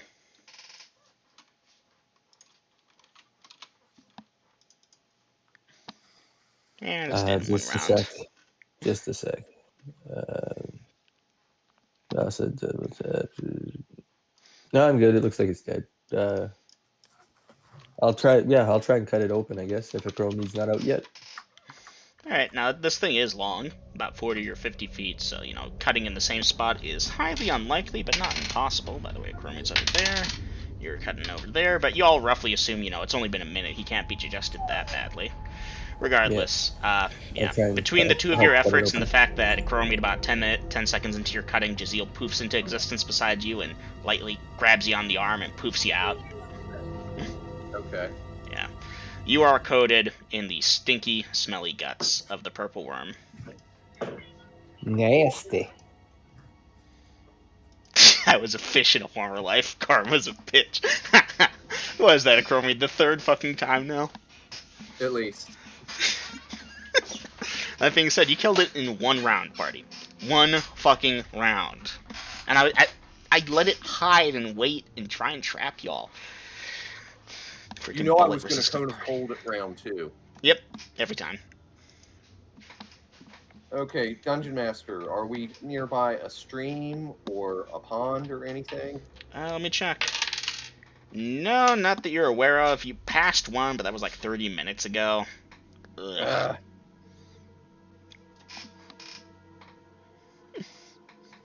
Well, Dungeon Master, in that case, I'm going to roll in the dirt so that the dirt will absorb as much of this off of me as possible. Obviously, you're going to get a bit filthy, but next time you're at a thing, you can wash your shit.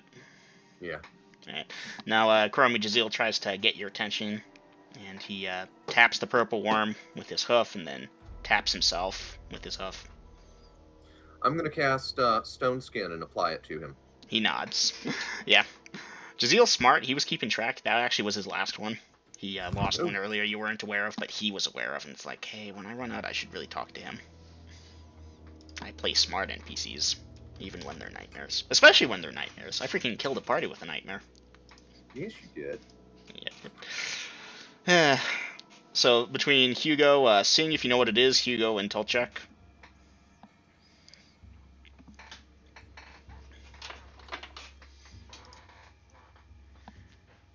$18. What is your intel? 18 as well, I believe, right? So that's red on the nose. Hugo, purple worms are kind of infamous in certain parts of the world, especially the Red Desert, which used to be where your thing was, so... reasonably, you have some inkling that this is probably a giant worm that is purple-colored with... Up 17? Wait, I thought Hugo had... Oh yeah, that's Wisdom I'm thinking of.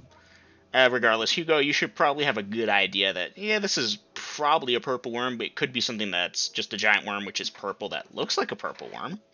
Dungeon Master, is the tail visible? No, the tail's still in the hole. Given the amount of time and damage, it almost was out, believe it or not. You might be able to pull it out.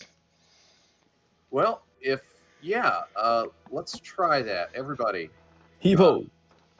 Grab a hold and see if we can pull this thing up, because it's obviously blocking the fucking road. I bet you if you give me that strength spell, it would help a lot. Let's try without that just yet. Alright.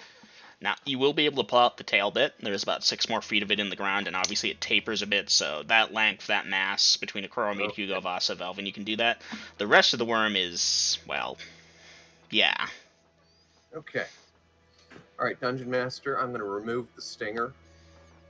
Go back a little bit, so I'm not risking puncturing the thing. You know what I want. Yep. And that stinger is gently going on the wagon. Okie dokie. And can we maneuver this thing enough to get the wagon past? How much time do you want to dedicate to the maneuvering? It is a worm. You might be able to roll it. Yeah, that's what I'm thinking. Just enough to get the wagon past. Or if we have to leave the road, if there's room to go around. There is. It comes pretty close to some of the trees, though, and some of those, Velvin, you swear, they look like they're reaching for you. Okay, well... Slapping at them as they go by. When I feel a branch touch me, I slap at it like it's about to attack me. Yep. Alright, so, I'm devoting this much time to worm removal and movement. Yep. Yeah, because we're not filling in the fucking hole. That would take forever. Maybe. Imagine if your mortal enemy was trees and you're like, companions, there are trees here. We should check if they are intelligent ones. And then everyone made fun of you for it. Even more amazing if you just went around burning down every forest. You They've got ever stop? rats. They've got trees. I've got purple worms. Okay, yeah, Oh, the things I taunt my party with. completely fair. Yes, the common rat worth about 3 XP, and the common purple worm worth, 5 digits of XP. It's like the reverse of a totem animal. The unholy animal. Ooh, I just realized what that one character has. Okay, XP calc done. Copied, pasted. Congratulations, that thing had 56 hit points. It no longer does. Nice. I rolled that with 15 die 8s. That was fun. I need to do that more often. That's just so satisfying to hear that. And here I was thinking we had 2 of them. I thought I rolled 1. 2 would have been fun, but this works out all right. Now, Chromie, don't forget you did take a stone skin hit, obviously, as this thing did get you. Yes, I marked that off already. Okay. That being said, after that much time and movement, the stinger is removed, the party is loaded back up and moved around and continuing their adventures. Chromie, you still smell slightly. There's just no getting around it. I'll cantrip it a little here and there. Mm-hmm. The clean cantrip, but okay, I Johnny. know that. Yeah, I know that that's going to take forever doing a cantrip at a time. But like my face, we're going to cantrip clean on my face, so at least it won't smell so bad because it won't be right under my fucking nose. Yeah. And yes, Dungeon Master, we are keeping an eye out for a stream or a pond or any significant source of water. Ooh. Okay. Where was the purple worm? Encounters, daytime. Purple worm was actually 12. Now this, on the other hand, is a snowpoff. No, it is the invented monster roll, so I'm going to see what I got in monster ideas recently. Could be a fun thing. Do I want to use those? You know what you want to use? What do I want to use? Something with a lot of XP. I'm going to go for a couple of drags real quick. Something with a lot of what? XP. Are you sure you want something with a lot of XP? I got something. I'm feeling good. We just murdered that worm, bro. We super murdered that worm. Ah, but that wouldn't make sense. The noise. Yeah, it also has to be something that fits in the forest. So. Mm-hmm. Oh no, there's shit that could fit in the forest easy enough.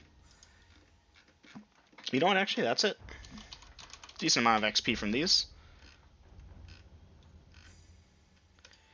Oh, I haven't used these in a while. Let me reread them.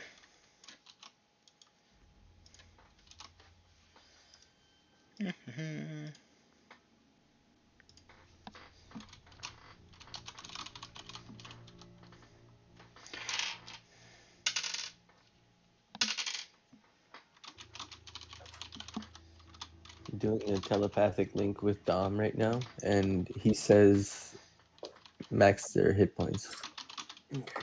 Huh? What are you talking about? My dog's trying to say hello to you guys. Oh, hello, dog. Her name is Hello. Molly. Hey, Molly. Doge. She's a demon. Her name is Molly. Is that where you got Yes, your her name name for is- your Molly character? No, that wasn't. We actually got Molly. After that? Yeah, after. So you named your dog after your character. I wish. I really wish. But no, I didn't choose the name.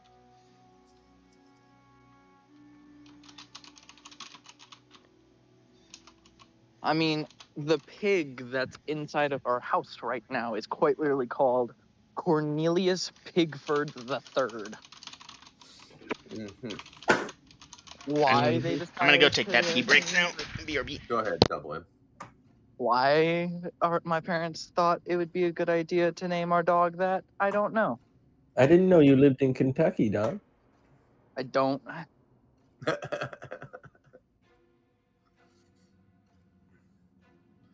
Oh boy. Though I live close. It's a potbelly pig, right? It's not a normal pig. No, it's a pig. It's a normal pig. It's a fucking pink pig. Yeah, it's a pig. Oh my god. That's what. Yeah, it really is Kentucky then. I live in ye olde Georgia. Georgia. Hey, big 2A win today, Grills. I heard. Oh yeah, yeah. Yeah, New I York heard got about that. the slap down. Yep, got the smackaroony. You shall. You shall Oh. issue. Yep. I've got a fun rant on that later. Okay, give me a second. Mm-hmm. Taco Bell or Zaxby's? Taco Bell. I don't know what Zaxby's is, so. It's basically KFC, but for the South. All right, then go with Taco Bell. It Okay, looks like party. Wolf is back on the server. Oh, cool. What's that thing on? Oh, damn. How quickly we talking? Better phone to you Fuck. fucking wanna go home so bad. Alright, I have to apply some slight retroactive shit then. I did not realize that would happen so quickly. Oh, So, Chromie, you've gotten off and you're starting to roll around in the dirt? Or actually, what did you do first? Did you roll around in the dirt or cut off the stinger? the dirt. Dirt. Okay, so the stinger's still attached. You're rolling around in the dirt. Yeah, I could say Vasa, you double tapped it. Velvin, Hugo, are you all doing anything special while Chromie is cleaning off? I'll just keep watch for anything that might pop out of the forest at us.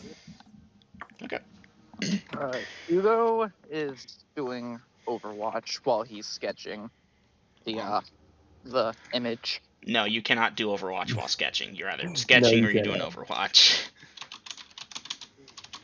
Sketch away, my friend. Sketch away. I'm on Overwatch. I'll have to get out here in a couple days. Alright, give me a second. Yeah, I talked to him. Now, does the party want these things maxed out or no? That's weird. Are Nah. they bullshit? No, they're They might be. homemade. Oh, please. Everyone knows my homemade encounters are perfectly balanced, as all things should be. Ah, yes, the thing that only attacks the head. They don't. Throat. But, I don't penalty know of what it 8. is yet. Sure, max them out.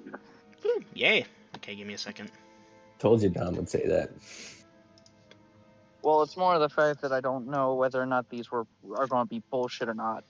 They're not total bullshit, I don't think. I think we'll be all right. If this thing's like a nilbog, hell no. Or like a time elemental, fuck no. I'm not doing time elementals. You can drop that. Nope, not that many, Those are just the two that I know that are like bullshit. Okay.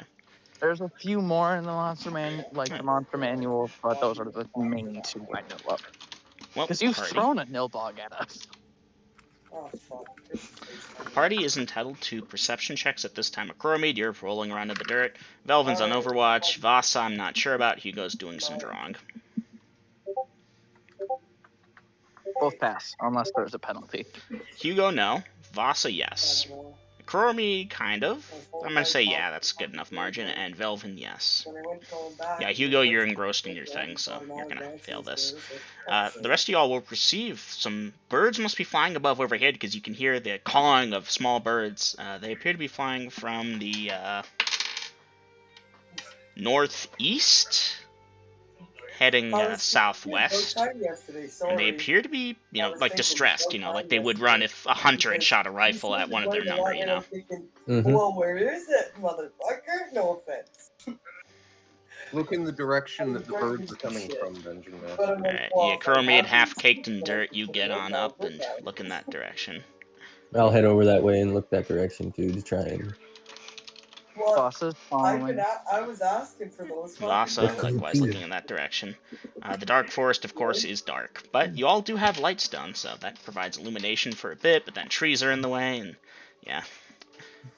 But as y'all are looking or listening in that appropriate direction, Gina, I apologize, I got a lot of background noise coming from you. Thank you. I couldn't hear myself talking, and I didn't want to start raising my voice, so.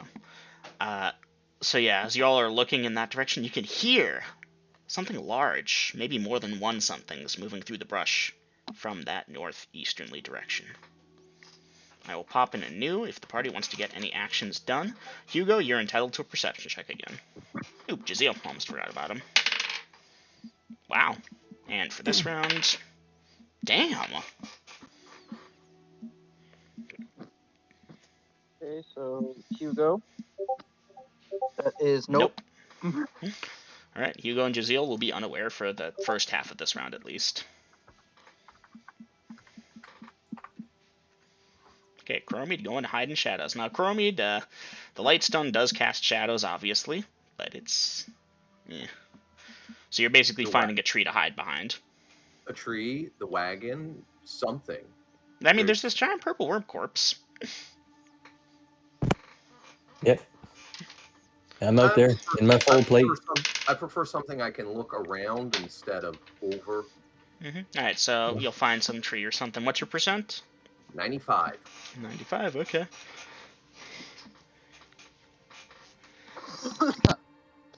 Apologies, sneezed. Velvin, you draw forth your scimitars and ready. Vasa, you draw forth your spear and wait. Chromid, you hide in shadows, so you of course believe yourself to be hidden. Hugo, you continue sketching. Jaziel is sniffing. Maybe he's interested in some worm meat. I don't know, but he's out for it. The crashing noise through the forest gets louder and louder and louder, and at some point or another, these things are going to break through and become visible to the party. As for the distance to that, give me a second.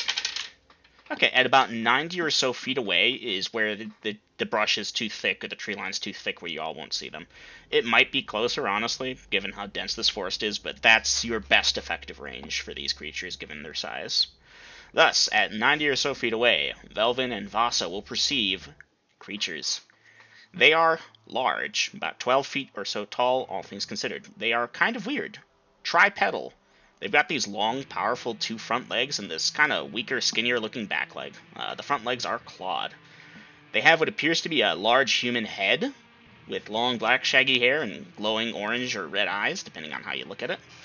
And, yeah, they don't appear to have arms of any type. They're freaky looking as hell. And they are charging towards the party. Move to attack. Chromid, you've encountered these before.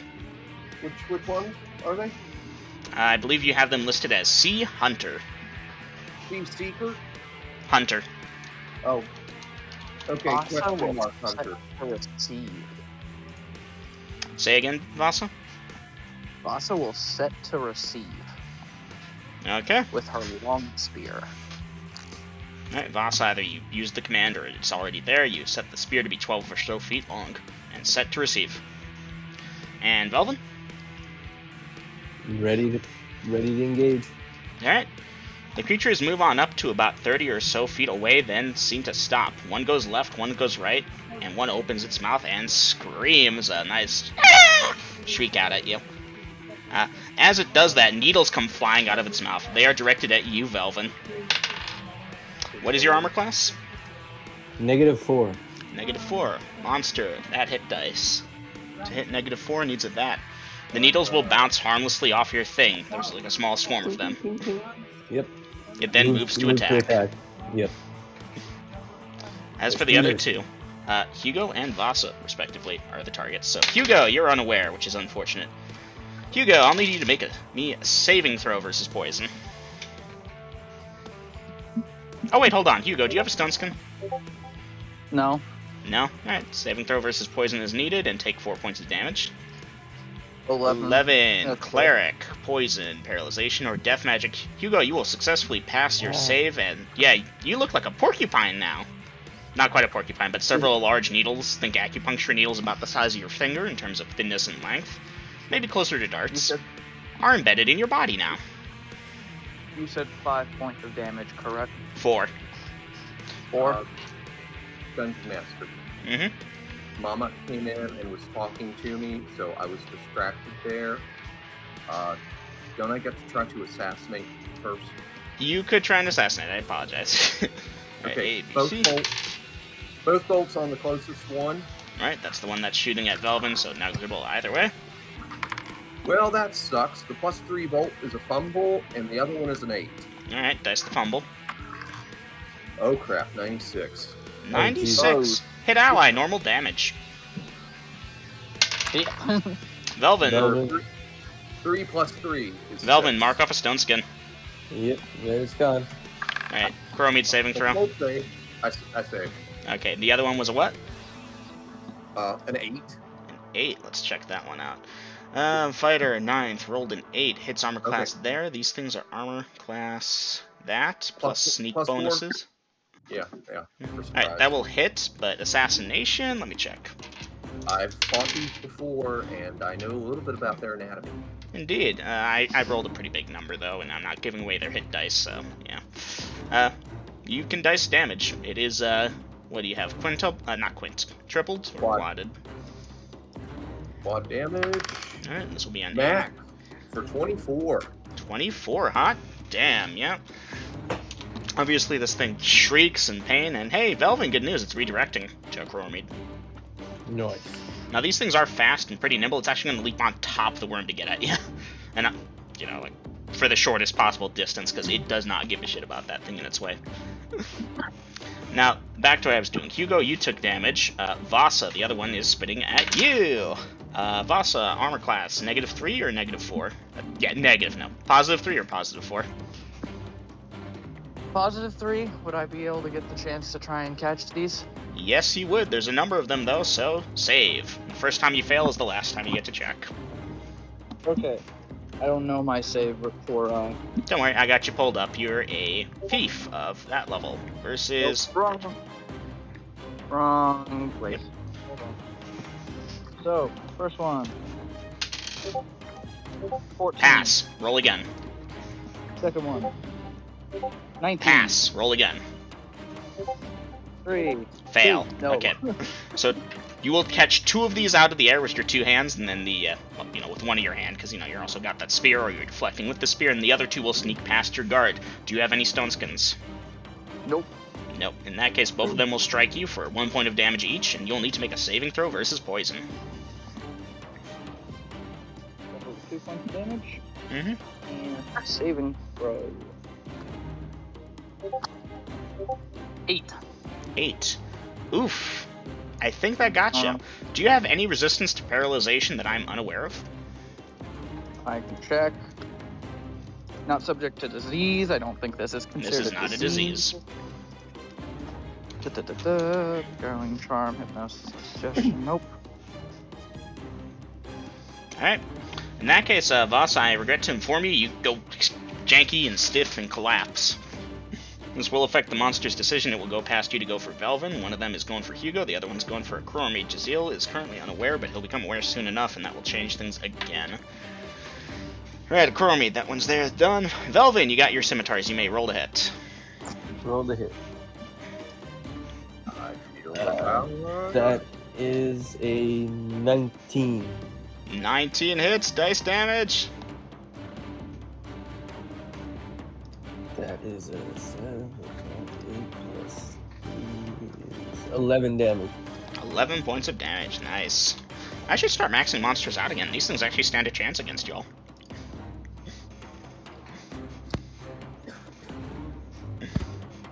Now let's see. Hugo, yeah, so the thing spat at you. You'll obviously have an option next round, and you and it are done. And Velvin's got a second. Chrome's done. It's done. Voss is down. Jazeel. Okay, so Jazeel at this point should be aware one way or the other. And, oh, Boss Man under fire. So Jazeel coming in from the side. Roll to hit. 3. 3. As a Jazeel. Wow. Let me check that. Yeah, Jazeel, that is on the chart, but that's really low. I'm sorry, my dude. Flame Hoof, this thing leaps back and scratches at you, and you phase out, and yeah. Okay, Kurami, this is good for you, though, as it takes the heat off of you. Jazeel and Velvin are due 1 more attack, so Vel, let's get you out of the way. Shouldn't I have 2 more attacks? Oh, yeah, that's right. Okay, Jazeel. 1 is the first one. Ooh, nat 20. Dice percentage. Come on. Not scrap. Hot 5. Triple damage. Triple damage. Triple damage. Rolling it up. 10 tripled is 30. Hot damn. Let me get it at System Shock. Hot 2. Wow. Okay, passes the System Shock and yowls in pain. And that yowl just carries and echoes throughout the forest. It will continue its assault. Check. Yeah, it ain't fleeing. Okay, let's see. Jazeel, roll to hit. With a mighty 13. Jazeel, 13 hits. Jazeel, dice huff damage. Okay, that is 2d4. Is it Plus 2. Yes, it is. For 7. 7. Okay, let's see. That brings that to there, brings that to there, brings that to there. Okay. And unless I've skipped, Velvin, third attack. Third attack, yep. Alright, roll a hit. Offhand. Yep. So, oh, that's a 5. It's a miss. Yeah, it's gonna miss. And that should conclude the round. The monsters got their missile fire thing off, so they didn't get to attack. They will get normal melee attacks this round.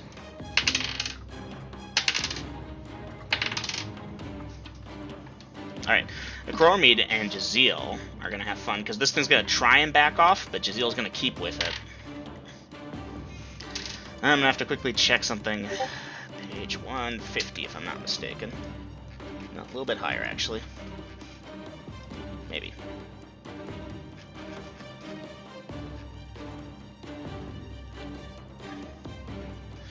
The rope will lash forward, upward, entangle, and tie fast up to that many. It takes but a single. Okay.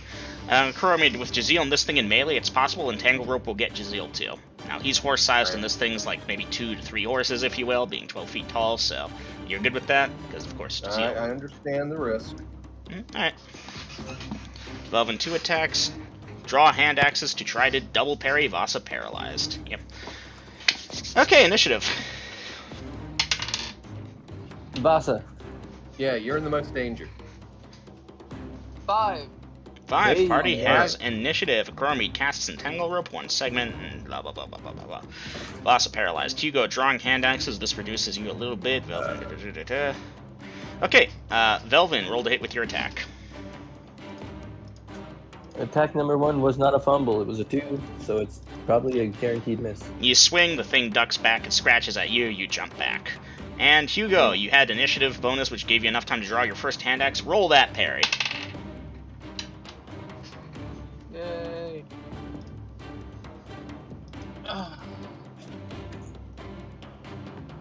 19. Congratulations, that's a successful parry. Alright, and Jaziel, roll to hit. Okay. 14. This should be the bite attack. Yep, bite attack. Bite roll 14 hits, dice damage, 2d4. for 5 hit points. Nicely done, Jaziel. The thing shrieks loudly and continues its assault. Okay, and now the monster's turn with their first attacks. Hugo's done, obviously. Akromid is casting Entangle Rope. This thing's trying to attack Jaziel. That's going to be a miss. That can't hit armor class -8 with a 4. And Velvin. That's Yes? not much better, because you're also -4, aren't you? Yes, I am. Yeah, you are. Let me just double check to be sure. Yeah, that needs a that to hit you. Jesus Christ. Okay, the monster's first attacks are good. During this time of Akromid, you cast Entangle Rope. Out of the command word, the rope sails forward. Now, the creature and Jaziel are there. I'm going to give it a that % chance it gets both of them. Obviously, you're guaranteeing it to get one, so that increases odds there. Oh, yeah. No, that actually gets both of them. There's some snarling and hissing and shrieking and yowling, but that negates both of them for the round. Okay. Hugo, you've got that second parry. You can dice it. Yay. Oof. 10. 10. Okay, you're a that of that. Your Thaco is that. It's a that. Its Thaco is that. Reduce that by that becomes a that, which reduces its attack to that. What is your armor class? My armor class is 4. Yeah, that's a successful second parry. And Velvin, roll your second attack. Yeah, this is my offhand again. 16. 16 as a fighter. 6th, 16. 8. This is Scimitars. Fighter 8th, 16 hits, dice damage. Dicing the damages. Dice it. 7 damage. 7 points of damage, well done. Okay. And the monster retaliates. Oh, it actually did hit you. Do you have a stone skin? No. Nope. Okay. Akromid took my last one. Oof. 12 points of damage as that thing Yeah, smashes you with some amazing force there. Rakes you with its claws. It's... yeah. Okay, I believe that concludes round 2. Round 3.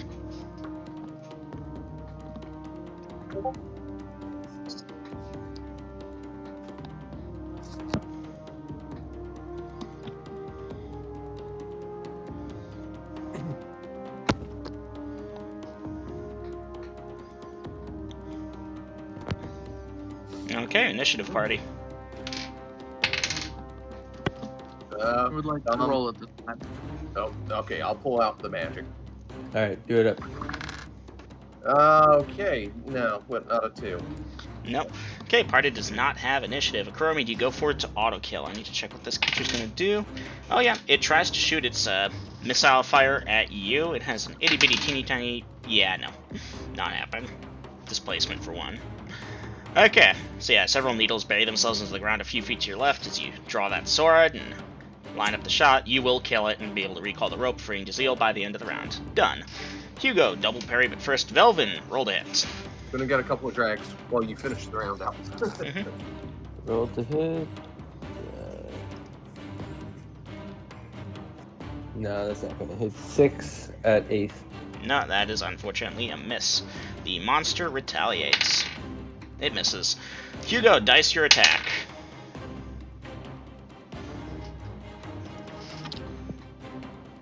Well, my parry. Barrett, yeah. Unless it's not attacking me for some reason. No, it's attacking. Yeah, that's a successful parry. Velvin, second attack, roll to hit. Here we go. Roll better. Oh, I got hooked up. There we go. That's 18 at 8th. 18 at 8th hits, dice damage. 10 damage. 10 points of damage. Hot damn, yeah, Hugo, not Hugo. Velvin, it's trying to retreat at this point. You will have an option for a parting shot, but you're gonna have to chase it. Yep, I'm on it. Alright. And Hugo, you got your second parry done yet? Or Nope. no, roll it. They see me rolling.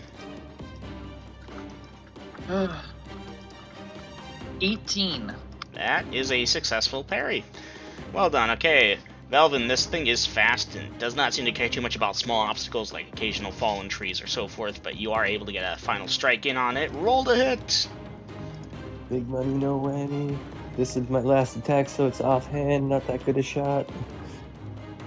Ooh, but that's a good roll. 18. Hits, dice damage! Come on, big roll.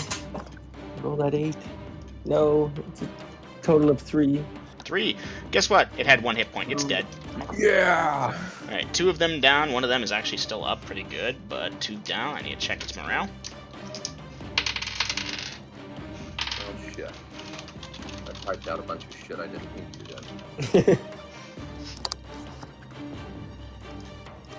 Now, Velvin, before you ask, you won't be able to chase this one unless you want to run into the forest. Acromede rope. Okay, Acromede, out of the command word during that time versus its movement speed. Let me double check them. I can give chase. Give chase, yeah, but this thing's faster than you, even through the forest.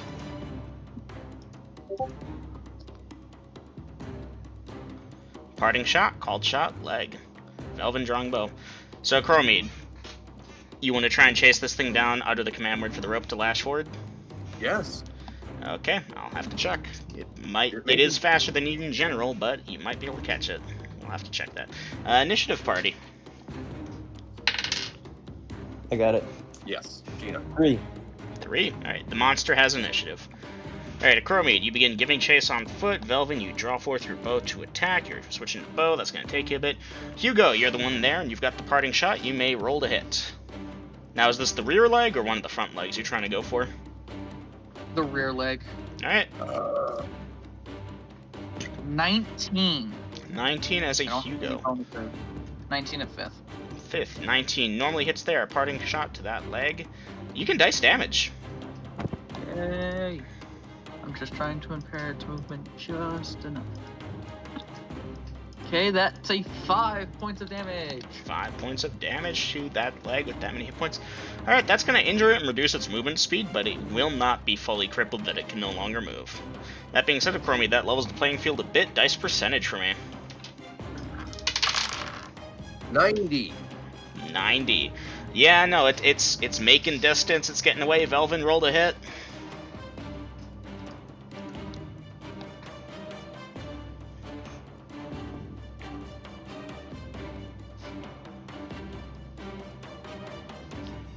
Sorry, I was muted on Discord. 18 at 6th. That hits dice damage. Rolled the wrong dice. But I rolled the 6. Yeah. Nice. Okay, that brings it down to there. Alright, it's got an arrow sticking and its leg is injured. Chrome's chasing it, but losing ground. It's moving forward really good. And then Jaziel was smart, because I play him smart. Jaziel phased, ran in front of it, because he can do that shit. Got a good distance ahead, turned around, unfazed, and reared forward with flaming hooves and shrieked whatever the hell noise a nightmare makes. The monster freaks out and rears up itself, letting your Chromede finish closing the distance. A Chromede parting shot rolled a hit. Not parting shot, rope. Rope. Yep. Yeah. Rope. Rope. The rope springs forward and entangles the dang thing. It tries to run, of course, and kind of falls on over, because tripedal creature, no more legs, one leg injured. Ow. Jaziel is there with you, Chromede. You gave him the old rope-a-dope.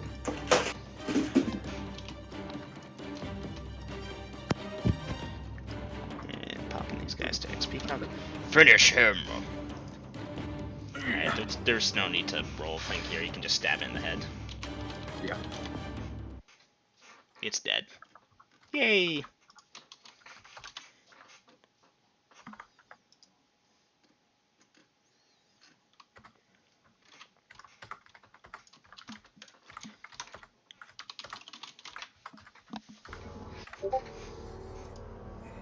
Recall rope and return to party. Okay, let me check. Maybe there's another encounter.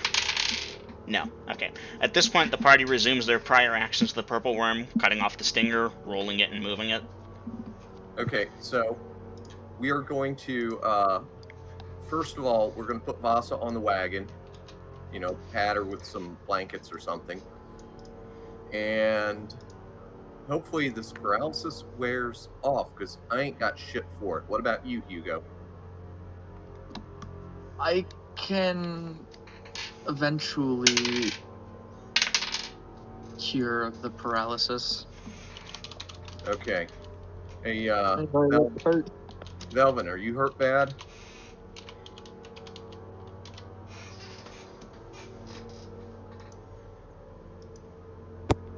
Oh, sorry, I was muted again. I took a hit there, but I'm not too bad. It's quite a gash, but I'll survive. Oh yeah, Velvin, it dented your arm or something nice. That's creepy, because when I was saying that, I looked at my arm. Okay, well, hold still. And Dungeon Master, I'm going to stone skin Velvin. Very nice. And at that, Dungeon Master, unless Hugo or Velvin can do something to help Vasa, I got nothing for paralysis. So I'm going to recover my crossbow bolts. Alright, Velvin, 1 hit point restored. Mead, one of those went wild. Are you searching for it? Or, one of them hit Velvin. The other Oh yeah, one... that's right. That's right. Brain fart, yeah. not went wild. Now, I do need to check because there was a bit of combat. Let's think. It was round there. And that. Okay, it is there. It did save any further damage. Okay. Because think about it, you've got people fighting around it, the possibility of it getting stepped on, kicked, moved around, you know. Oh, sure. Sorry about that, by the way. And chap, sorry about getting you caught up in the rope, but it made for a quick fight. He nods and goes back to noshing on the purple worm, which is what he was doing earlier. And make sure I get that stinger loaded up. So yes, at this point I've given the party their prior actions. You know, I'm not going to kill you over the head with it. With the exception of Vasa, who remains paralyzed as the minutes begin to tick on by. Now Vasa, you of course are there and you can breathe, but it's the automatic breathing. Your eyes itch. They're drying out. Makes a continual light stone. Hugo, you are casting continual light? I'm casting continual light on a copper piece I have. Alright, so that'd be a coin, but yes, okay. Hugo, I believe the casting time for continual light is just a round or thereabouts, so that should be good. And then Dungeon Master, if the party allows me to. Praying, 45 minutes. Alright, what are you praying for? Remove paralysis. Okay. Even though I'm pretty Yeah, sure because I don't have anything. I'm checking my stuff. I don't see a damn thing. You did have a gem that did that, but that got burned. Yeah. Hey, that served its purpose. It was a one-shot item, and yeah, gonna miss that, but it did serve its purpose. In-game chat there for you, Dom. Okay. Hold on real quick. The rope is No problem. I'm making sure that I'm actually reading the Yep, spell I'm reading it now correctly. too, but it looks good. I want to make sure that I'm actually correct in the fact that it will remove paralysis. Yep. Now it looks like it's pretty good.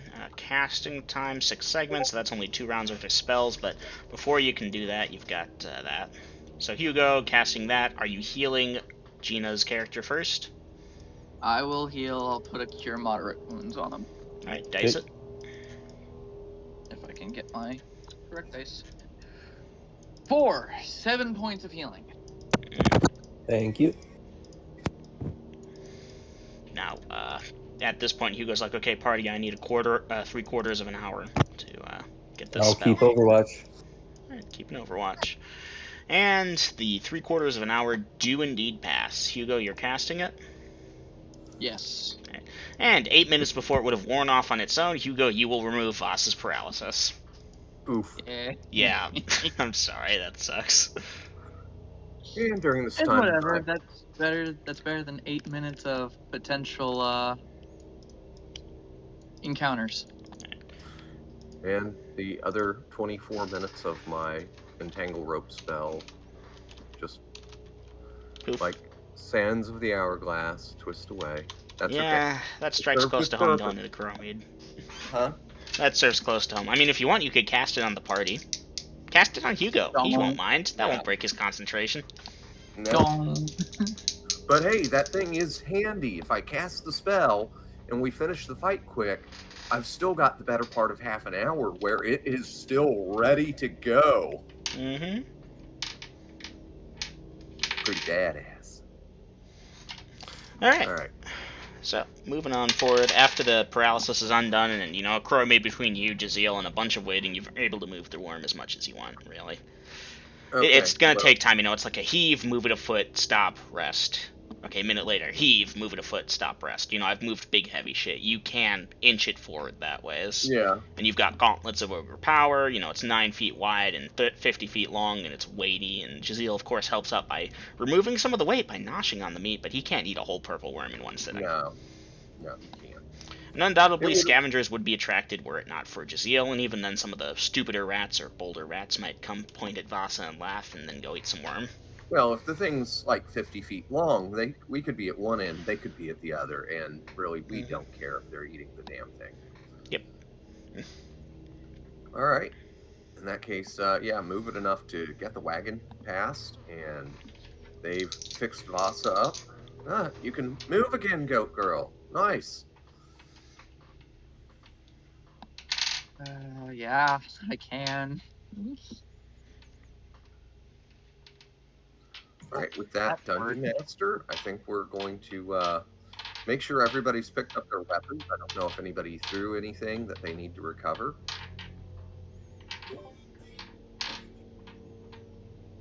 Yes, Vasa will maintain her grip on the +5 staff spear. Okay, in that case, we will get mounted up and resume traveling. Alright. Slight You're delay there. You're gonna have to pull that off my cold, dead hands, Velvin, if you want that shit. Want what? That spear? Yeah. Didn't want it from day one.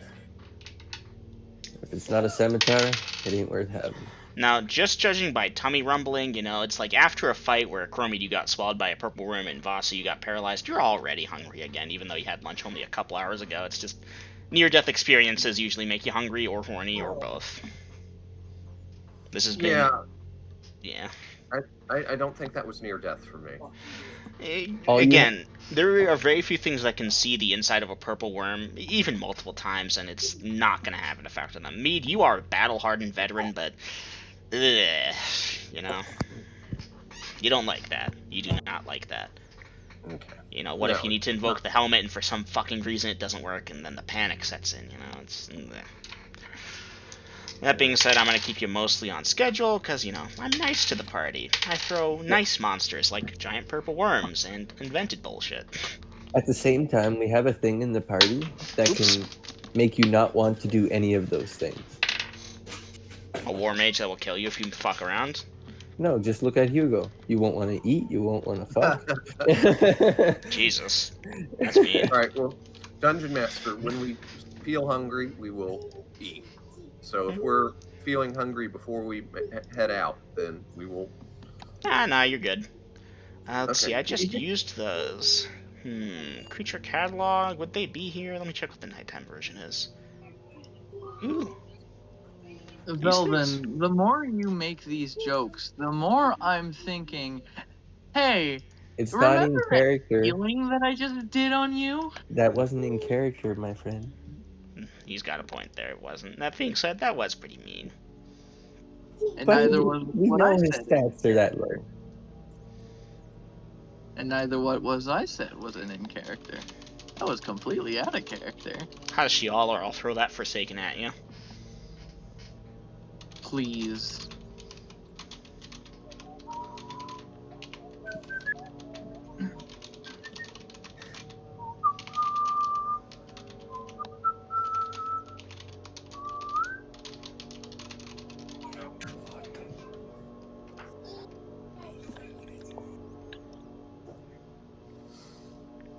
Number appearing, does it say?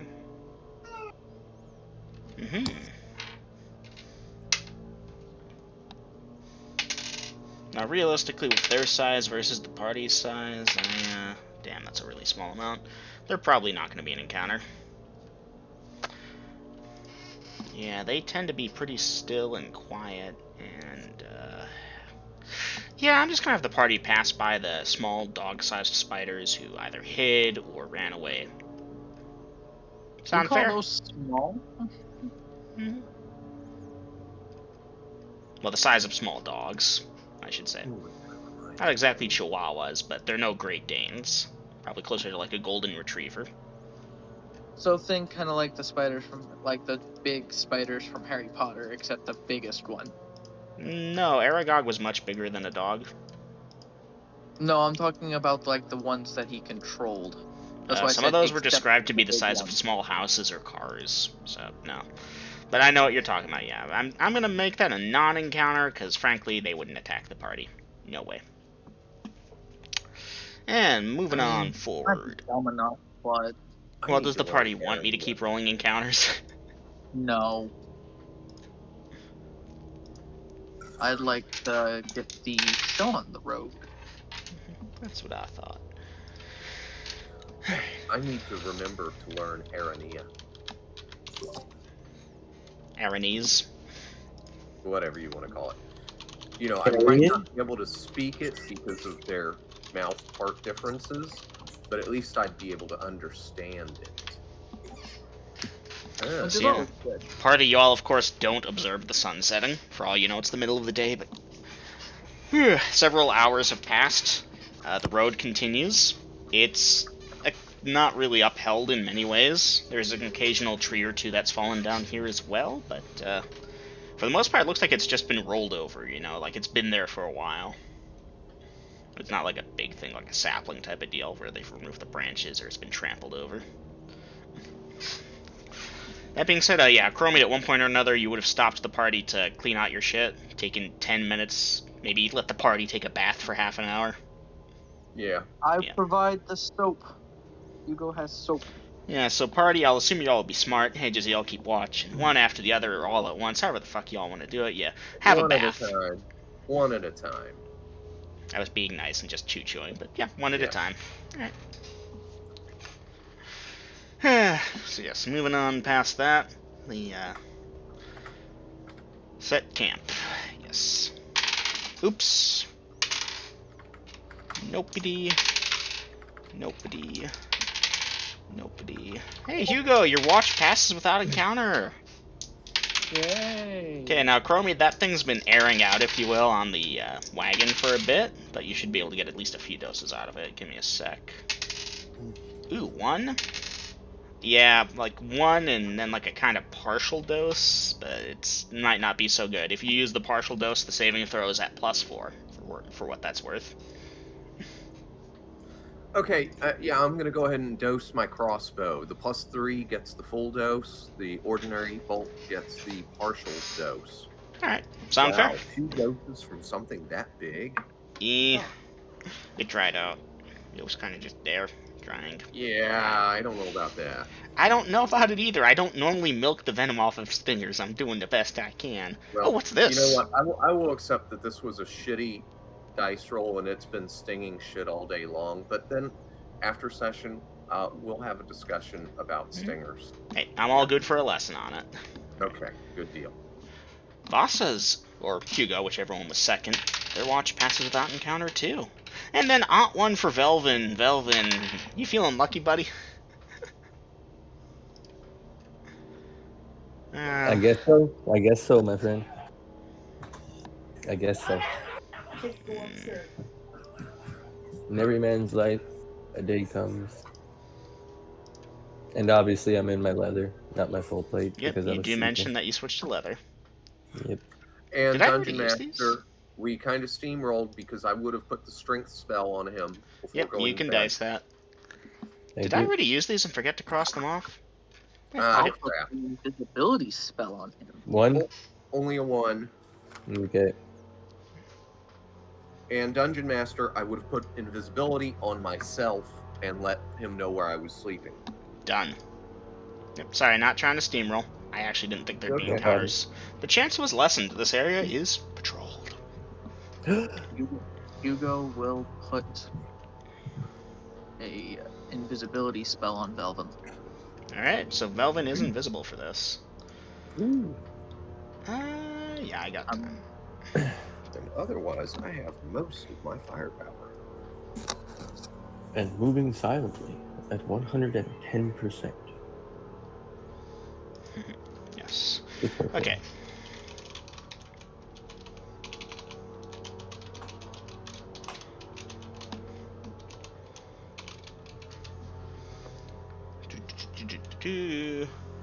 How many are appearing?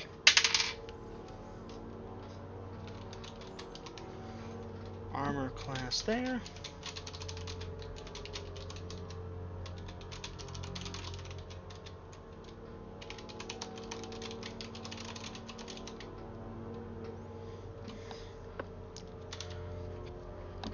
And on the plus side, I got 6 hours of sleep, which means I'll be able to replenish all of my spells. Well, 5th level spell would need more, but no, wait, Entangle Rope. Right. Yeah, Entangle Rope you need to have a full 8. Who knows, this thing might be a non-encounter. Let's see, I'm just gonna... How many are those? That many. Okay, I'm just gonna quickly grab some of those D8s again. Don't worry, it's not as many as the 15 D8 for the purple worm.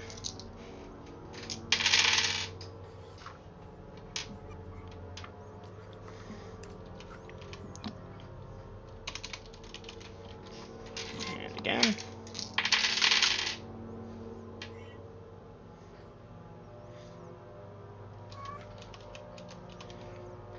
And one more.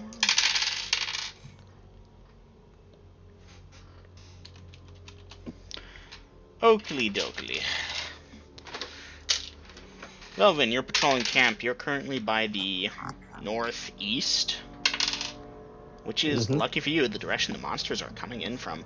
As you're patrolling around, you perceive several, well, I say several, a few heat signatures. The heat signatures are low to the ground, long and thin, appearing like sticks or maybe snakes. Each heat signature measures about 5 or 6 or so feet long, about maybe 8 inches wide. And they do slither like snakes, moving towards the party. At their current distance, they are about 7 tens of yards away from the party. 7 tens of yards, multiples of them? There are 3 of them that you can see. 3 of them that I can see.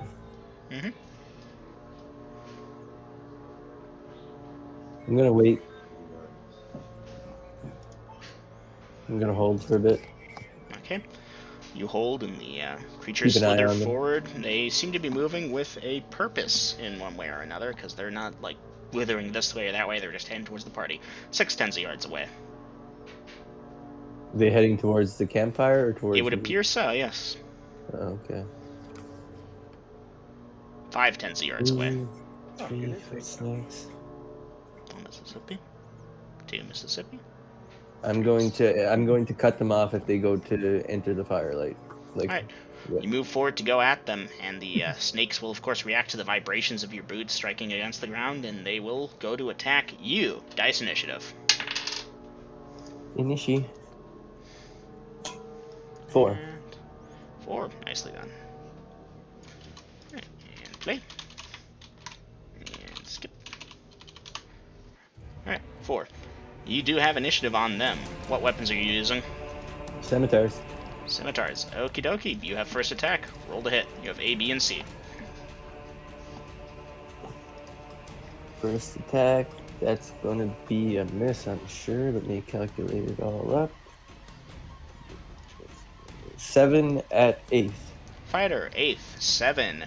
Yeah, unfortunately, that is a little bit too low. Okay. Okay.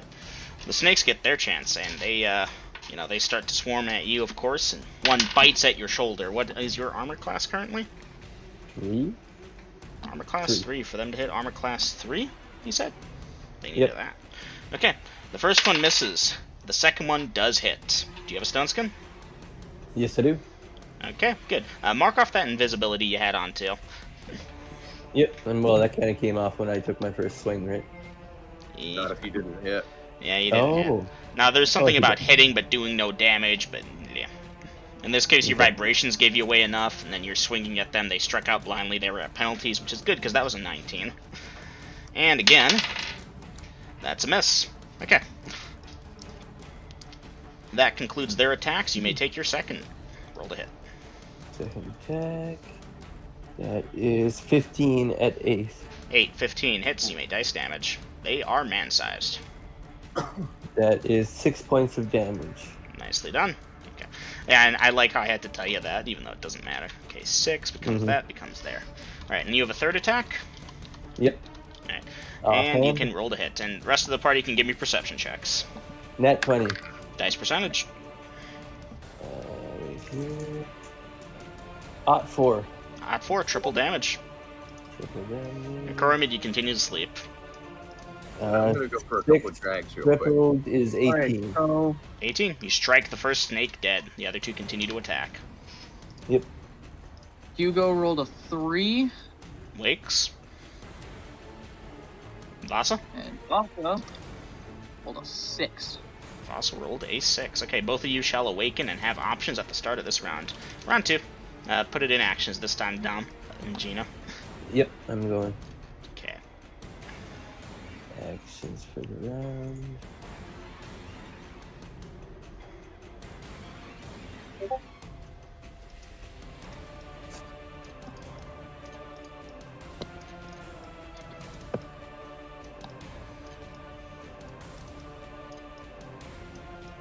Is this outside or inside the firelight?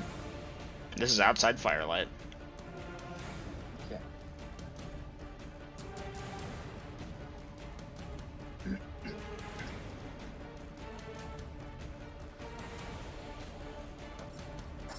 Okay, what did I miss? Oh, round 2. Unfortunately, Koromid, you're still sleeping. No one cried out a warning or blew a signal whistle, so it's just the sound of combat going on. Vasa trying to go back to sleep because you don't see anything. Vasa, I'm going to be real, that's kind of meta in a way, but I'll allow it. Hugo looking to see what Velvin is fighting. Okay, so Hugo, you're over at that section. You're not going to be able to see because you're going to either have to move or look through the campfire. And your infravision isn't going to function on the other end of a campfire. Then moving to wherever Hugo hears North or south? fighting. North. North. Okay, And the reason why Fox is going back to sleep is because she will not be useful outside the firelight. Okay. So, you, Vasa, you're going to try and ignore the sounds and go back to sleep, and Hugo's going to go see. Okay, Hugo, at about the mid-round, you should see whatever the hell is about to happen. And, yeah, there's no need for initiative here, Velvin. You can just roll to hit with your first attack as you're a multi-attacker. The snakes are not. Okay. 15 at 8. That hits. Dice damage. 8 damage. Nice. Very good. Okay. Snakes And do you have another attacking. stun skin? Nope. Take 2 points of damage and save or die. And 14 on the save. Okay, you are a fighter assassin. What level fighter? 6 and 6. 6 and fighters, 6 6. assassins. And what'd you roll? 14. 14. And 6 there. You successfully have saved versus the poison. Take another 3 points of damage. Okay. Right, and the second one goes to bite you. Ouch. It also hits. Take 1 point of damage from the bite and save or die. Rolling. That might be a die. Oh, I forgot to add my bonus last time, but I didn't need it. So an 8 plus 2 for my ring is 10. 10. 6th level, you said? Yep. Velvin. Your heart begins palpitating very quickly. You clutch your chest and you blink. You become feverish. Your blood pounds in your ears and you collapse. Hugo, at this time, you should see that. So, Hugo, Okay. round 2.5. What are you doing? Vasa, you're trying to go back to sleep. I'll need you to make a wisdom check. Actually, I don't know if what Hugo will do will allow her to go back to sleep. Well, right now Vasa's trying, so Vasa, I need a wisdom check. 13. 13. Vasa, your wisdom needs to be minimum 15 to be a monk, so yeah. Vasa, you begin tuning things out and... sleep again. So close to fighting the monk.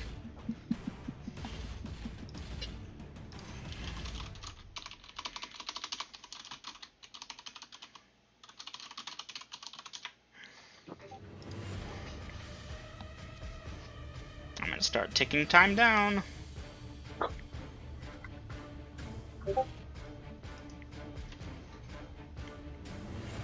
Blow whistle, run over, grab Velvin, bring him into firelight, cast slow poison, Vasa attempting sleep. Okay, Hugo, as you blow the whistle, Acromede and Vasa need to make perception checks with bonuses. Vasa, you basically only fail on a 20. Yep. That will change my action. Acromede, you awaken to the sound of Hugo's shrill whistle blowing. And what do I see? Let's see, Acromede, you're normally over there, so you'll look over, you'll see heat signatures of 3 long things, one of which is lying on the ground still, but the other 2 are moving around by the one man-sized figure as another man-sized figure, slightly larger than man actually, large-sized, is moving forward quickly.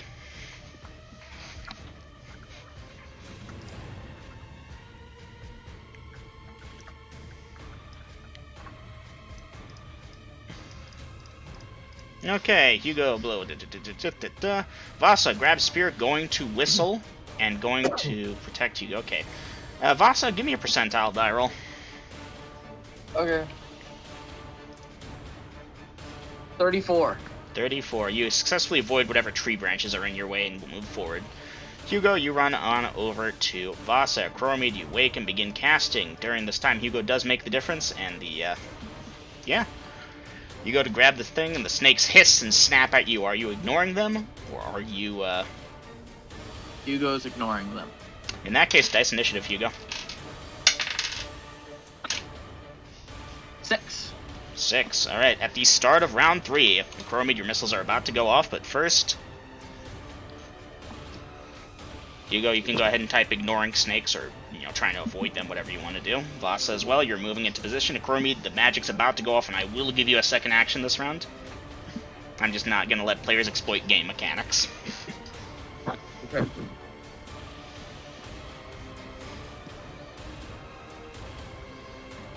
So, a new action. You can type magic missile then, because I will allow that. Well, I'm getting the magic missile off in 2.5, but I'm getting... Okay, Vasa moving up, and repeat fire after that. Okay, so as Chromede is chanting his thing, because, Chromede, you gotta get up, you gotta look around, assess, you gotta start casting. During that time, Hugo moves in and starts. Hugo trying to ignore Vasa moving into position. Hugo, what's your armor class? Hugo's armor class is 4. 4. This is, of course, without the fact that he's ignoring the snakes. Armor class 4, snakes. That hit dice to hit armor class 4, they needed that. Okay, that's 1. Okay, Hugo, do you have any stone skins? I do not at this time. Hugo, both snakes will bite you. One does 1 point of damage, save versus poison or die.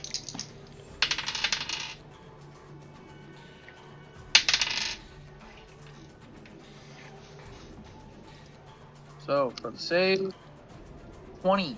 20. Yeah, you save. The other one does 6 points of damage. It critted you. Good news is its bite's only 1 to 3. Bad news, save or die. You're lucky I'm not penalizing the save because it was a perfect hit, but nah, I'm not that evil. That was a 13. 13. Cleric, poison, that saves. Yeah, Hugo, they bite you, it hurts, it burns. Don't forget the bonus damage from the poison. That's 1 and 6, so 7 more on top of that. At this point, a Chromede. There are 2 snakes, you get how many missiles? 6 missiles. 6, okay, so 3 even split. Dice them. Okay, first barrage on first snake takes 9. 9. Ooh, very nice. Second snake takes better 13. 13, well done. I need to check both of them for system shocks. Alright. And that was the 2.5 damage. Yeah, start of round 3, you get that, and you begin casting again. Now, Hugo, both snakes will stop fighting you and let you try and grab off Velvin, who is gasping for air, and they are fleeing. Now, don't forget, Hugo, also, that was 7 points of damage from said poison. And Chromede, they are still within fire, you still have that. Vasa, you're there, but you can't see shit because it's dark here, so are you poking at things at random, or...? We would have just seen the green streaks. Just protecting Hugo. Alright, you attempt to protect him despite not being able to see. And, Chromede, you may dice damage if you feel like it. One has 1 hit point, the other has 3. Oh, fuck. Yeah, they're hosed. They are hosed. Snake bits go flying. You can dice the damage if you feel like it. Well, one of them got 12. The other got also 12. Also 12. Yeah, that's enough to bring them both into very low negative or negative doubles. As such, snake chunks are flying everywhere. Hugo, it stinks. Vasa protecting Hugo, okay. Hugo, you'll bring Velvin into the firelight. You said you were going to try and cast slow poison? Yes. Alright, you can begin casting that. Now, if I recall correctly, that's a 1 round, or in a 1 round spell thing, but let me check for sure. I know it's a 2nd level clerical, I believe. HJK. Second level cleric. Yeah, casting time 1 segment, very fast, which is good.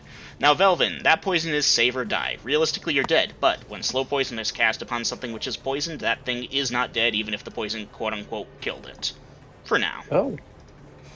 Yeah. That being said, the You have duration is abilities for only a period 1 of hour time. per level, then the poison is going to kill you.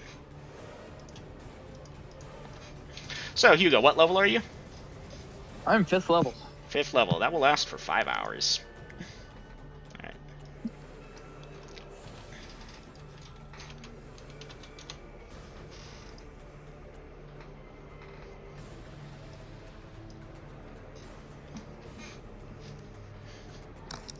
So during that time, I will be unconscious. Pretty completely, much. right? You're alive, your breathing is labored and ragged, and you can blink and move and kind of talk, but everything hurts so much. Rest is Okay. impossible in this state. Yeah. You can kind of just lie there in pain. Velvin, you are a dumb fucking idiot today. I'm sorry, my friend. You went after 3 snakes that were probably poisonous alone. Not even a shout to, hey, party! Oh, you are so lucky you did not die in the first round. Wow, you did so good against a purple worm, but a goddamn rattlesnake put you out. Yeah, to be fair, these were large poisonous snakes from the monster manual. I checked their size; they were actually not that large. You go Yeah, talking well, to me. when I heard they were only 5 feet long, I was like, oh, I'm gonna chop these up in a round. I am correct in assuming that this that even with my neutralized, slow poison, he's kind of screwed at the end of it, through my knowledge, correct? Yes, Hugo, via your clerical training, you're aware of what I just described. Slow poison keeps them alive. It slows down the effects of the poison. It doesn't fully stop it, but he'll live for a few more hours. Can we get a short break? I need to pee and I want to get a smoke. Go pee, get a smoke, party, consider your options carefully. Velvin, your life hangs in the balance. How will you ever convert Yelron to your side if you're dead? She is into sacrifice and blood. This isn't sacrifice, though. I know. You did not declare, for Anrak's glory, I throw myself to the snakes, or anything of that nature. No, I did not. But if I get back to civilization and get a real cleric to neutralize the poison. Well, a high-level cleric, I should say. Mm-hmm. What's funny is that a third-level druid could fix this right now. I know, it's so crazy. Druids are great. I appreciate you trying, Dom. Doing your best.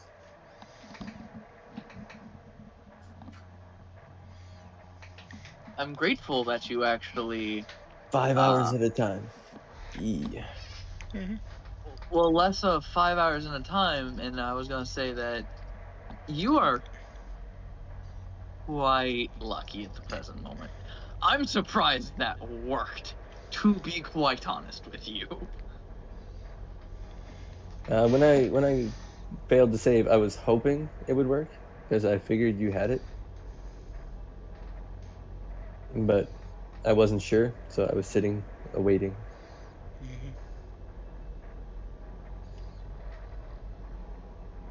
Dungeon Master, how many hours have we traveled from the city? Oh, let's see. You left in the morning. It's night. Hard to say for sure, though. You assume it's night. It could be full daylight outside. Oh, yeah.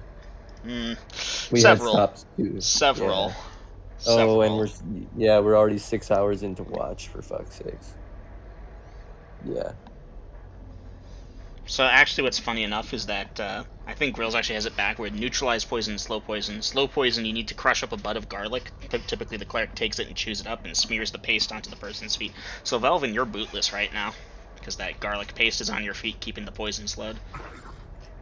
Alright. So I see where Hugo wants to talk with me. If Walker, my magics are the only thing keeping him alive, he must be brought to a temple at once. How much time will your magic last, Hugo? 5 hours. Okay. Dungeon Master, I will, wait a second. I don't think I have any. Hugo, do you have any torches? I do. Do you have 5? I have exactly 5. Well, actually, I have 10 on me. Give me 5 of them. Hugo will do so. Dungeon Master, I will light one of the torches from the campfire and place it, stick it into the ground so that it's burning. Obvious point is obvious. They do not burn for precisely 3,600 seconds, so... No, but they're an approximation. Mm-hmm. And didn't you tell us that wood seems to burn... Or, no, it seems to recover quicker from fire. Mm-hmm. But was that the living or the dead wood? Appeared to be living wood. Although you could try it on some dead wood. There's plenty about here and there. Alright. Whose was on watch when this occurred? Velvin. Hush, Velvin, you're dying. I know that off-world, but I have to ask it in-world. I believe Velvin was. You'd already served your watch? Yes. However, I am willing to stay with Velvin if necessary. Masa, have you served your watch? I believe she has. She has. Check to make sure. And she says yes. Okay. Alright. Very well. No, I'll take over. Both of you get rest. The Dungeon Master, what is Velvin's state right now? Like, alive, technically conscious, but breathing would be a chore for him to get a word out. yes, okay. right. Too much pain to sleep. Too much pain to even fall unconscious. It's just pain, ragged breathing. The garlic paste, which is part of slow poison, it actually isn't mentioned in neutralize, but we can assume something similar for neutralize. The garlic paste is spread upon his bootless feet at this point. All right. Hugo, Yes. before you slumber, keep watch for 3 minutes. We'll do so. Alright. Dungeon Master, I'm going to very quickly, as 3 minutes is what I need, memorize the sleep spell. Okay. I'm going to put my book away, of course, stash everything. All right, Hugo. Thank you. Then I will go over to Velvin, who should be, I don't know where he was laying, but I'll move him to where I would normally sleep. Mm-hmm. Hide him well, and tell him, Velvin, I know your kind have a resistance to mind-affecting enchantments, but this is a sleep spell. Try to embrace the magic instead of rejecting it so that you can rest easier. And Dungeon Master, I will cast Sleep. Man, Kuromid, that's a very nice thing for you to do. So in addition to his innate, which means he probably couldn't suppress it, resistance to sleep and charm spells, he's also above 4th level, so it won't work. Well, I tried. Yep, you tried. And again, my character would not know his level. Mm-hmm. You know, it's not like we walk around with signs on us that say, You can't inspect a person and be like, oh, this is a 10th level fighter. no, one sleeping person looks just like the next, or walking around, whatever. So yeah, Velvin, your natural resistance actually failed, but the spell just doesn't have an effect on you. Mm-hmm. Like, I just checked, I did the percentile roll, 94. Amazingly enough, it failed. Your 90% chance to resist sleep, charm, and hold spells, but or sleep and charm, I don't know if that applies to hold. Anyways, yeah, Chromade, whether or not you check on him is fairly negligible. There's not much you can do other than close his eyes for him, which he can close his own eyes right now. Okay. It's just you're awake whether you want it or not. So Mm-hmm. I unfortunately draw from experience when I was like sick with a fever and just everything hurt. Everything sucked. But this is a role-playing game and we can have fun here, so we get to choo-choo. So, Chromede, you're on watch? I'm on watch, and I'll be moving silently and hiding in shadows. And I'm going to do a semicircle. Alright, which clock position to which one? Okay, so we were coming from the north, correct? Yes, you all came from northeast to, or northwest to southeast. Okay, so I've got Velvin over at the northwest. So I will be going from southwest to northeast and doubling back. Okay, is this right-hand side of clock or left-hand side of clock? That's like from 7 o'clock to 2 o'clock. 7 to 2, 7 to 2. And then 7 to 2, 2 to 7, 7 to 2, 2 to 7. Okay.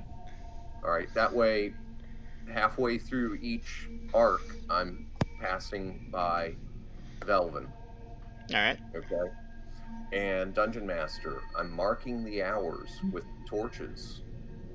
Okie dokie. So, yeah, occasionally I'm going to have to break light discipline and go inside and light the next torch from the one that was... Or when one burns out, go light the next one. Mm-hmm. Okay. All right. Now you are trying to keep a full 360-degree awareness when possible? Full awareness, but I'm staying on that half of the camp that's closest to Velvin. It was yeah. Okay. Fall Guys was $4 for any. Well then, in that case, about an hour or so later, Chromede, you are entitled to a perception check. 9 out of 13. 9 of 13. As you're in one of your positions along the clock, about 8 o'clock, You look over towards the southwest and, my bad, southeast, the road, and you see a light source of some kind. It appears to be continual light, for the range is great. It's still a fair distance away, but there are multiple figures. Okay, can I make them out? Closer peering. Are you getting out the spyglass for this? Because that is That's rough. in the saddlebags. Yeah. Alright, well, kind of strain your eyes for a bit and focus and wait a minute for them to come back and check for ambushes, and they appear to be satyrs.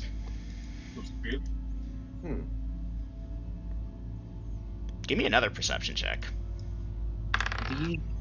Failed by 1. Yep. They got some weird clothing and leather armor, and that's about all you got out of it.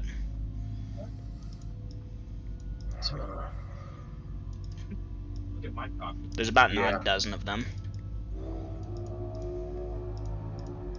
And how far are we talking? They're on the road, obviously. Yep, they're on the road. Call it 10 tens of yards or so away, maybe further.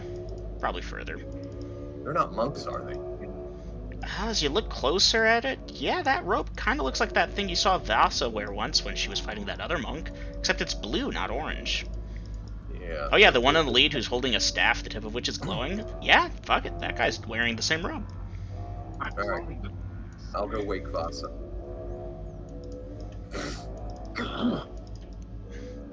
Alright, Vasa, the Chromie shall awaken you. Wake up, Vasa. We have company. Vasa. I believe it's the people you want to meet. But remember, our friend needs aid. Vasa will, unless I require a perception check. Now you're wake good. up? You'll No, wake I'm up waking and you you will up. see what a Chromie points out to you. I'm definitely Also- waking you up.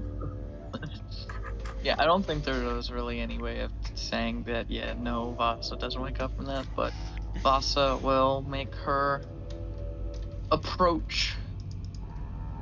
You are leaving the campsite in the dark to approach these figures. Yes. Oh, well. Okay. Vasa, use the light. Yes, I am using a continual light torch. Okay, so you're taking out your continual light torch and going down the road to meet these people halfway? Yes. Okay. Standard monk greeting. Alright, well, As no, best we're as I getting to can. that. While you're doing that, is anyone waking Hugo for this? No. No, because there's a tiny bit of travel time involved, Vasa.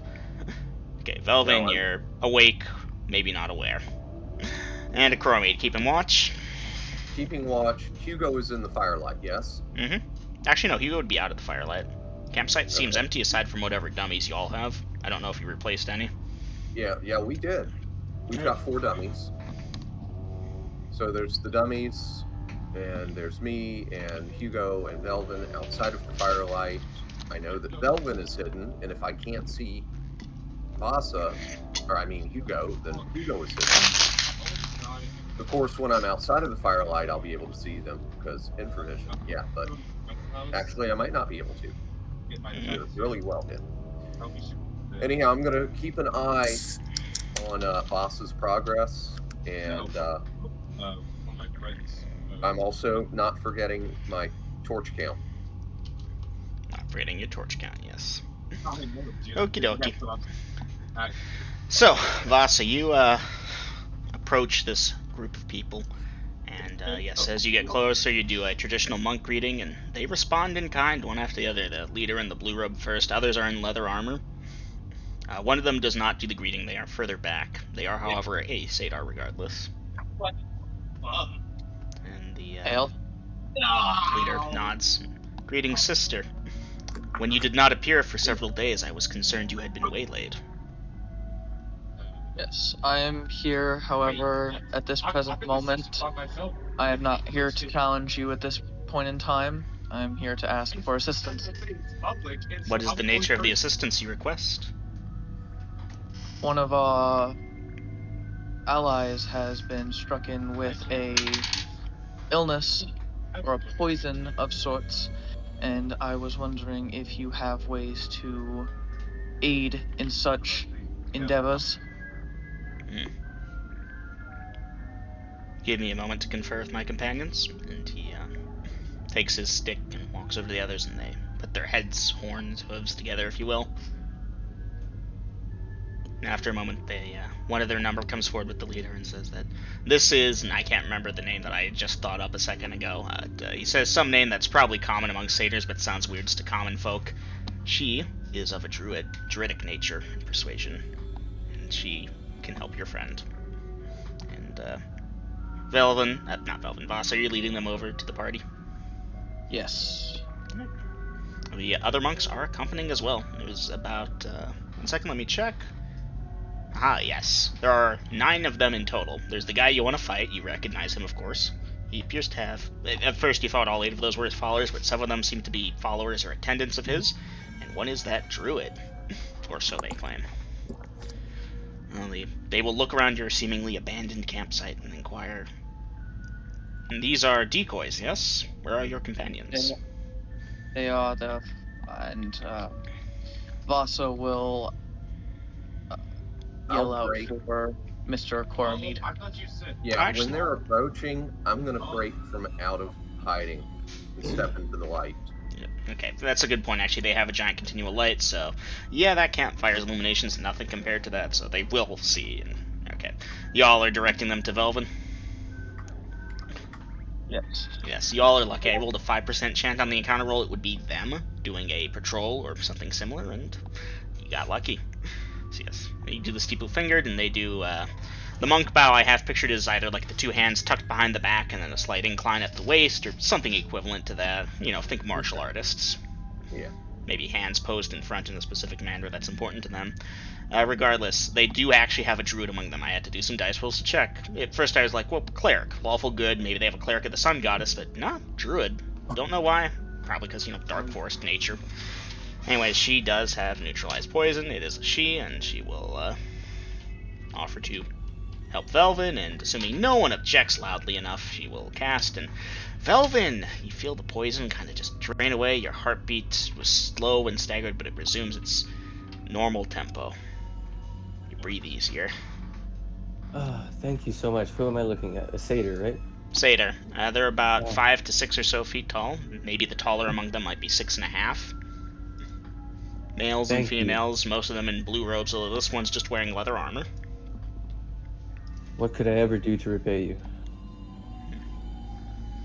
I feel like death was right there. You were pretty badly poisoned. Don't burn anything down while you're here. I'll try not to. Response to that. I will not burn anything.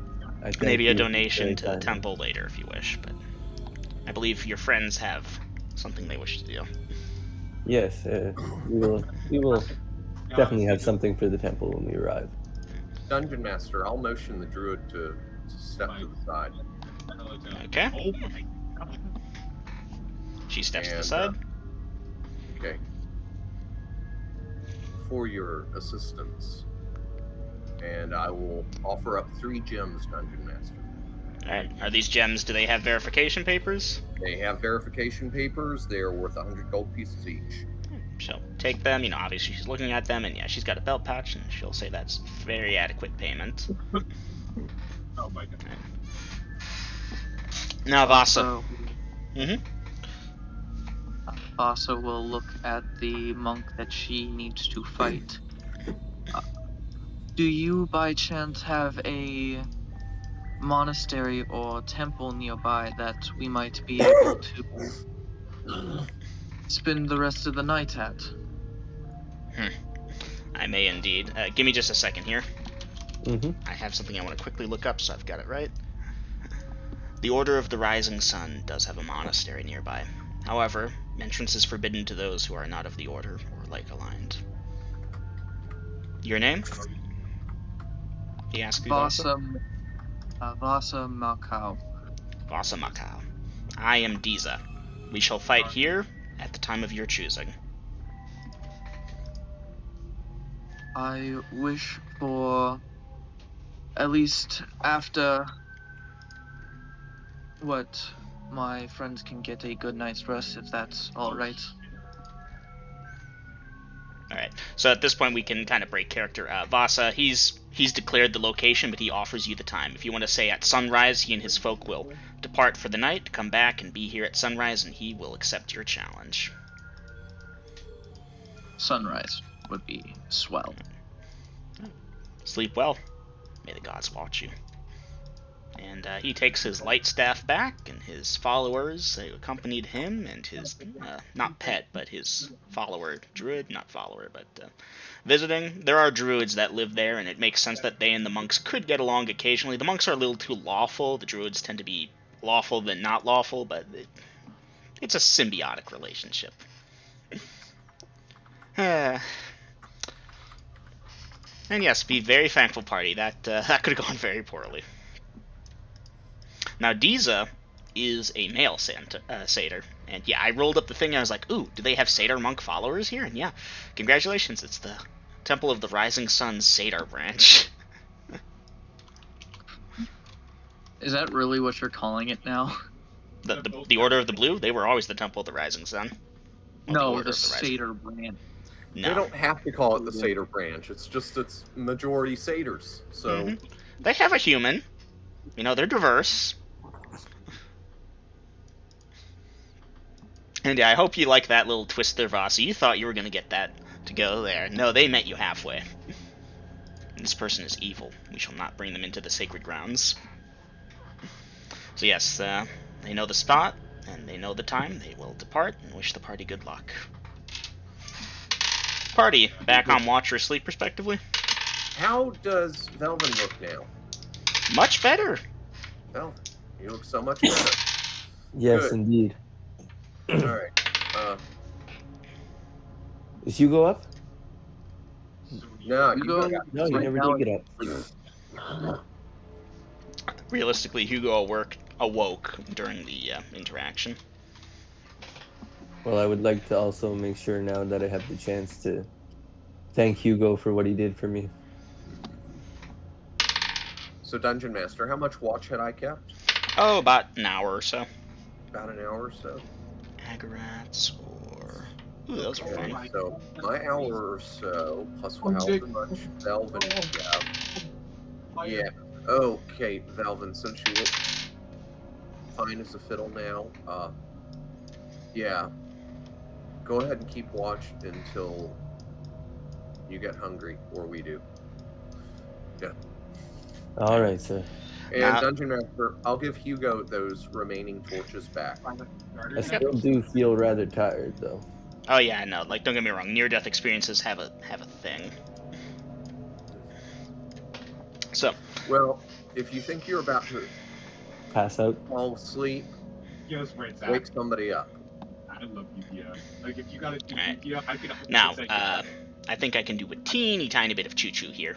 So, y'all are a bit off on the times, both due to the Dark Forest's nature and Acromate. I think you miscounted an hour here or there, that's fine. So, after a certain point, Velvin, you're struggling to keep your eyes open. You wake up Vasa or Hugo or Acromate, it doesn't really matter. There's no more encounters tonight. Let's just cheat you if y'all want. And the night, you think, probably passes because the monks do return as the party is making their breakfast. Okay. See, they said sun rises, and then I was like, wait a fucking minute, it's the Dark Forest, how the hell are these people gonna know? Then I realized, hey, not my fucking problem. It's our problem. Alright. Well, in that case, hey, guys, make sure you feed and water the horses. And I imagine Jaziel is showing up about now. And And, Jaziel shows up. and I'm eating my fucking breakfast. Right, other people's cars every day when you're here. And I tell Acromate, those snakes got me. I don't think your magics are protecting me any longer. Yes, and sadly, there's nothing I can do right now Ah, to replenish them. well, we're in a fine pickle. But we Hey, will but you, prevail. I guess your strength spell is wore off by now, too, or is about to. Yes. Yes, I'll need time, but I'd like to watch the fight. So yeah, Vasa, Desra, So, returns. He is bereft of his staff at this time, and is wearing his robes. He does have a what's it called? A walking staff, if you will, probably a bow staff. But as this combat is to be fought without weapons, honorably, he passes it to one of his attendants. Everybody was kung fu fighting. Vasa Mako. Apologies. Are you ready? Yes. Vasa will change into her orange robes and get rid of any unnecessary things for the fight, weapons, backpack, that kind of stuff. Alright. In that case, you will wait just a minute longer while I go ahead and take a pee break. Dom, get your character sheet up and ready to roll. I'm gonna go pee. Yep. Smoke too. I'm about to buzz. I'm about to blow.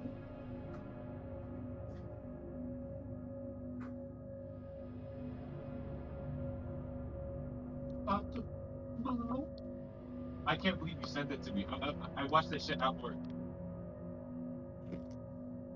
John, I didn't know what it was. I didn't know what it Is was. this like an actual like dice roll monk fight, or is it a role play thing? It's a dice roll.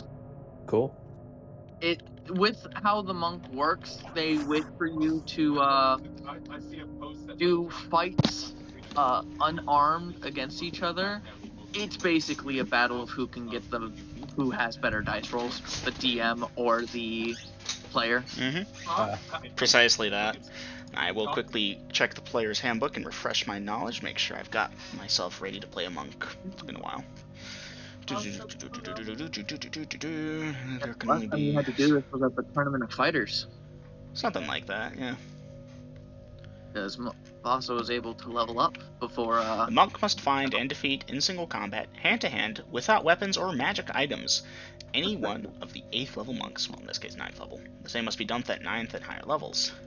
The loser of these combatants loses enough XP to place them at the lowest possible number to attain the level just beneath the new level.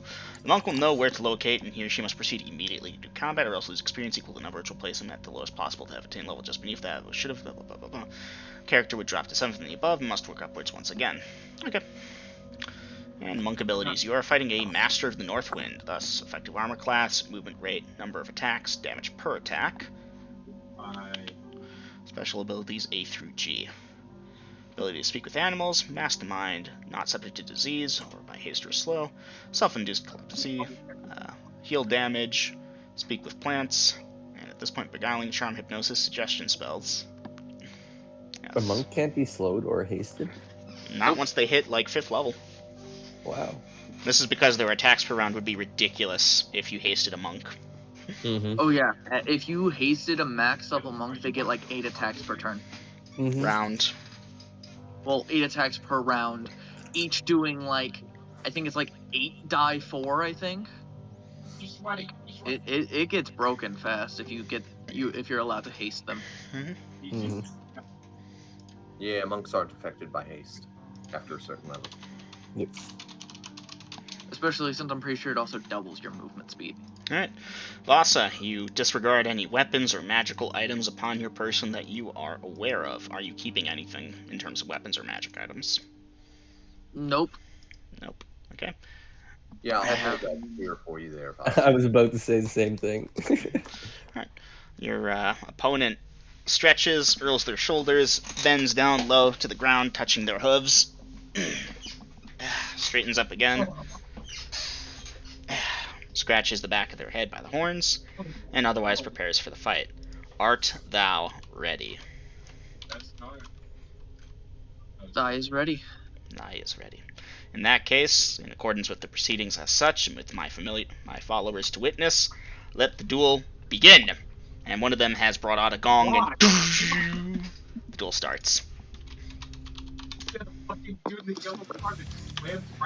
I will roll publicly. Alright. Let me make sure I get Ultimate Dice Rolls channel. Alrighty. I wish you'd have waited a second, but yes. Oh.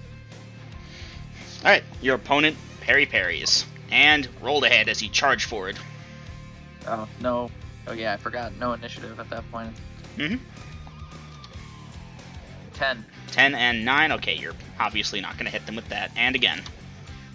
Nope. 5 versus 9. Okay, that's a difference of 4. Not going to hit them. Alright, that concludes round 1. And I'm ready. Put it in. 3, 2, 1. Oh yeah. Attack. Alright. And dice your parry. Okay. And we both dice our attacks now. Oh. God damn. Okay. Here, dice an initiative thing. That's sad. Here, dice initiative. Oh. Yeah. Let's see who went first. And go. Oof. Damn. Okay, yeah, Oh, that's... Yeah, okay, let's see. Would you have hit them with that, though? Monk.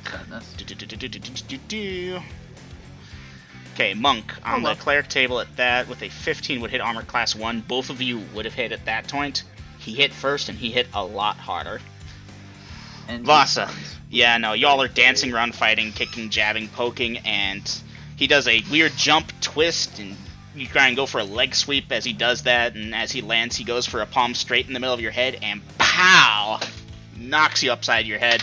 You tip over backwards and thud against the ground. His followers clap and cheer him on, and Dom, please reduce your XP to bring you to the lowest possible level. Lowest possible level, not, but instead of being 9th, you're back at 1 XP above 8th, if you will. Like, yeah. Words. I am sorry. Come on, man. Come on. Now, here's the thing. Dom asked me to roll publicly last time. I assumed you wanted that this time, so there was no fudging for me. That was legit. Obviously. I'm okay with that. So, yeah. Dom, you are currently at 200,001 instead of the 300,000 and whatever. I lost a solid, like, I 150. lost over 200,000 HP, well, XP there. Oh yeah, and for what it's worth, you would have taken 3, 4, 6 points of damage. There's a tear in my eye for you, bro. That being said, Vasa, and everyone who's watching, your opponent, after knocking you down, gets out a bandage and binds your wounds, and waits with you until you wake up. And, well fought, my child, but it seems you have much left to learn. Return one day, and see if you can prove yourself. And yeah, I'm sorry, Dom.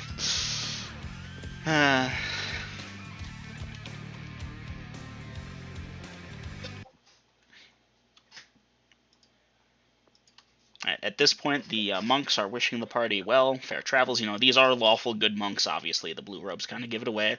They hold you all no ill will, and Vasa, you know, their leader, does again say, train yourself, focus your mind, return. He will be happy to face you again. And yeah, that's a wrap, folks. The monks are leaving unless anyone wants to say or do anything special. Their leader takes back his staff and not much else. I can picture Grills as like, what if I slaughtered them all so Vasa just automatically advanced so we don't have to do this shit? So, Vasa, you plan on coming back and rematching sometime, yes? Eventually, but I believe that you have already... Now, for what's worth, there are 3 Then masters. go- I simply directed you to the one that I determined to be closest. You could be in a different place and find a different master. But I have believed that you have indulged my abilities enough, and thus I will not be asking you to... Do they take a vow of poverty by any chance? They have to tithe a certain amount of gold at this, Okay, never mind. Unless they are saving up to construct themselves a monastery. So, in other words, they don't have any great amount of coin on them.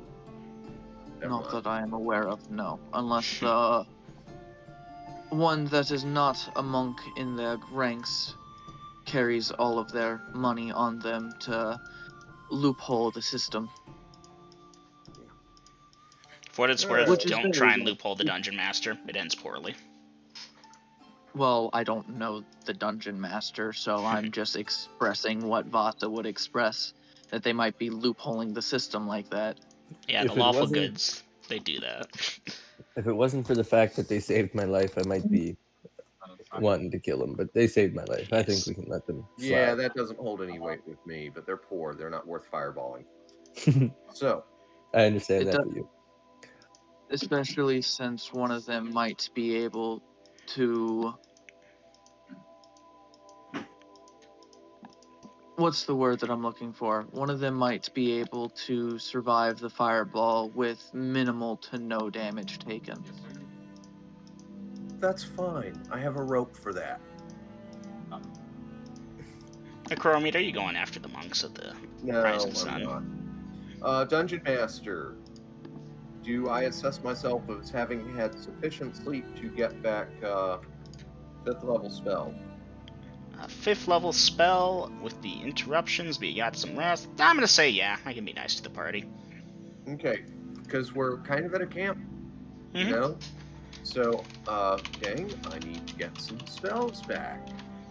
And I was eating while they were fighting Dungeon Master, so... Popcorn, yes.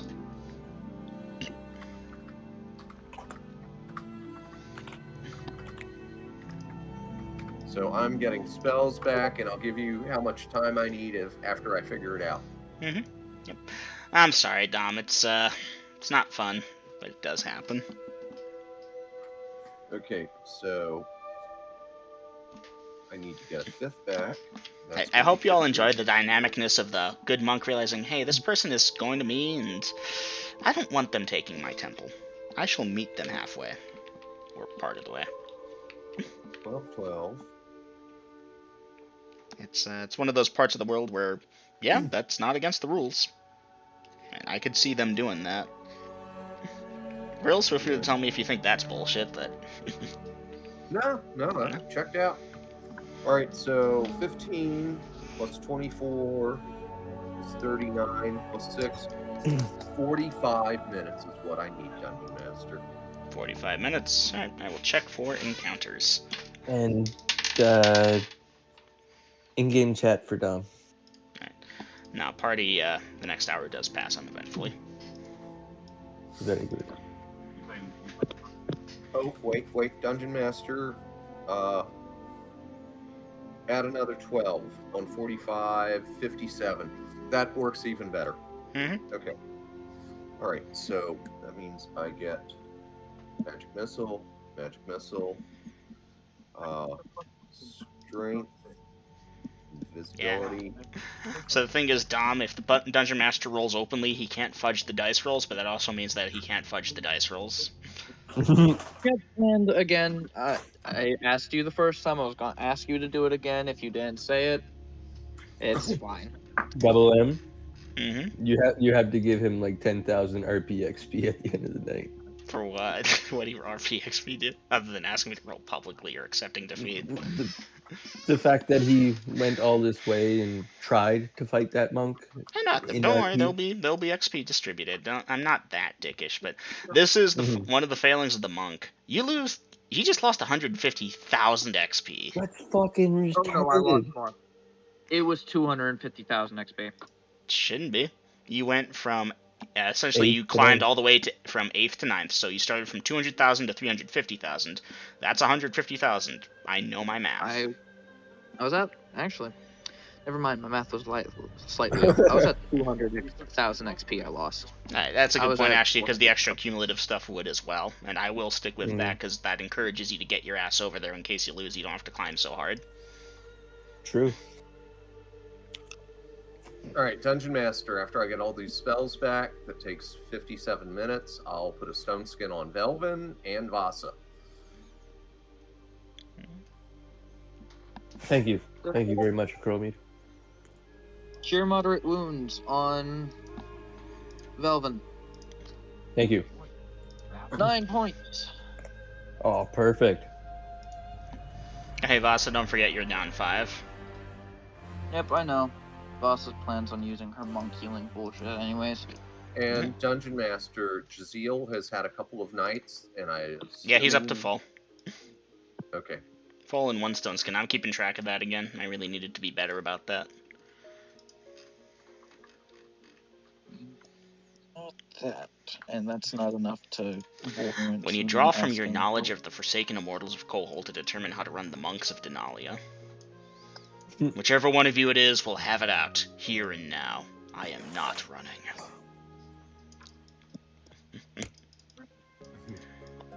I'll get there eventually. We'll get there. But imagine if the party did get the Forsaken and Vasa somehow gets that killing blow, so you're an immortal monk now, and it's like, oh fuck yeah. So you just come by and you kick the guy's ass. If I was an immortal monk, I actually had one thing that probably could have accidentally cheesed the Only hit by magical shit, yes.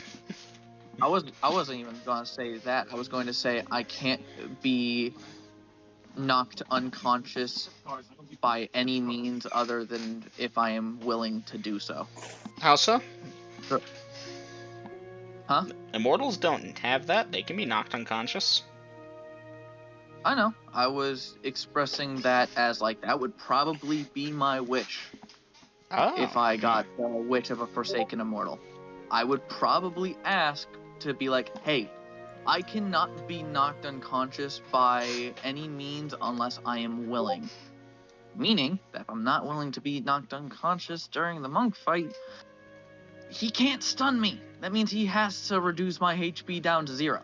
Versus you can can just stun him. Yep. You can be stunned without being knocked unconscious. Pressure point jabbing and you thud to the ground because you can't move your body. Yeah, you ever see Avatar? That, you know what Ty Lee does, and it's like they're conscious for that, and they just can't move. Which is really what the monk bullshit should be. One moment, please, party. But I am curious to see the in-game chatter.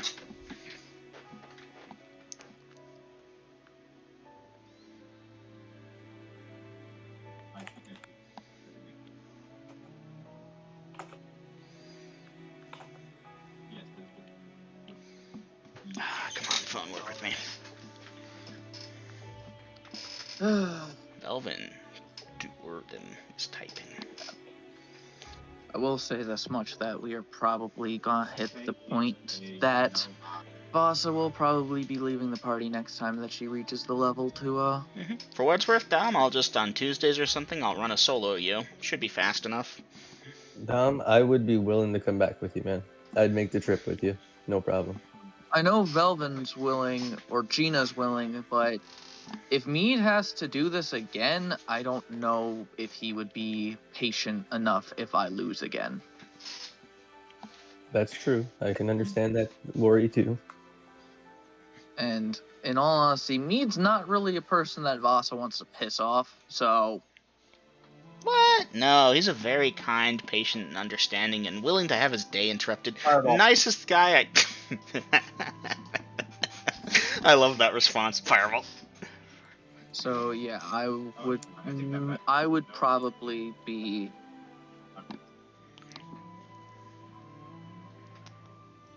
Make hats. Velvin is going to make a hat professing his love to Miss Yelron. Where did I put... hold on. I'm reading this again. That's going to be a funny looking hat, man. And Yeah, I don't know anything. Yelron, Oh, I yeah. love you. Yeah, that's definitely not the right word. That'd be a good hat, though. Just show up with it on. Just fucking picturing a Some stupid big old fucking hat. sombrero with "I love There. you" across the front. That better? Make haste, yes. Make hats. Well, at least he didn't say "in profaning my love to Miss Yelron." Well, it probably would be profane. You're all lucky that there's spell check on Discord. Keep in mind that he's probably going to yell on and being like, yes, love me or die. What? Probably. That's what he's doing. That is the plan. So we're probably going to be fighting 2 Saints of Anrak soon, so yay. I don't want to do that. If they are immortals, they should be weaker ones. Them being immortal is not the issue. The issue is that they're saints. Yeah, the issue is that the Legends and Lore says she's unbeatable. Yeah. So when I say that we need to be careful, we need to be careful. Oh, So, no, we'll go Dungeon Master. perfectly fine. Dungeon Master, yeah, I've responded, and we're going to get mounted up and moving back Alright. to Saltosia. Now, party, I do have a question for y'all. We have spent about, I want to guess, 4, maybe 5 sessions of me rolling encounters while you all travel. I'm getting a mighty bit tired of that. Now, that has to happen, you know, that's part of the world, is that you randomly encounter a dragon or some shit, and that makes a session. But you all have things you need to do, and the mission was a failure. Vasa rolled low, the monk rolled high. It happened. Does the party want me to choo-choo them back to the city, applying, you know, standard times, and y'all just didn't find too much interesting? Back to Saltosia? Mm-hmm. Yeah, I'm fine with that. Possibly Yeah, I'd further, take that. if y'all want. Okay, y'all were that many miles out at 2 miles per hour, puts you at that many hours, which would mean that if y'all traveled throughout the rest of the day, paused for lunch and so forth, by early morning the next day, y'all would make it back to Salsalsia. Okay. Choo-choo! Beep beep. I'm in me mom's car. Honk honk. So it is now day 91. Year 5,547.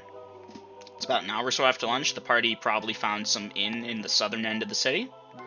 Or, actually, Okay. no, that's right, because y'all camped outside, so it's actually morning time. Y'all are by the south end of the city. What does the party want to do now? Okay. Top off our supplies if we need to. Doable. I'm not sure. I'm not sure we need to. Mhm. You know, I did put a pretty penny chunk down on supplies. Yes, you did. So if we need to resupply, we will do so.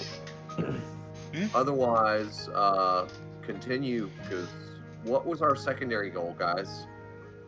The newest thing I had was the asking you to scry upon Yelrun. Oh, yeah. So we're in the city. We'll find someplace quiet. And yeah, that's going to try and scry on Yelron. Okay. You recall the, of course, fairly easily accommodated with your perfect memory and such. You recall the beautiful elvish woman Yelron. Crystal. You had to say it like that, didn't you? Crystal Wall. Beautiful elvish. Oh yeah, she's totally elvish. Mm-hmm. She was when I saw her. Totally not like a vampire or something. No. What makes you think she's as weak as a vampire? Think about that. Think about how A hard she could suck. vampire saint? You call that weak? Yeah, compared to what she really Okay, is. I'm going to go for a couple of drags real quick. My knees are getting stiff. She is an unbeatable warrior. Watch it. She's the lich that's just been fucking with us this entire campaign. Nah, she's beautiful. I think her beauty is actually her. I don't think she's some ugly creature using an enchantment. She's actually that beautiful. At least You are sure of it. I know you're trying to shoot for the stars, but you're gonna end up in like Toledo or some shit. Yeah. Toledo, Kentucky, whatever. It's all math. But we'll see what happens. I'll be ready. I'm just hoping she says yes.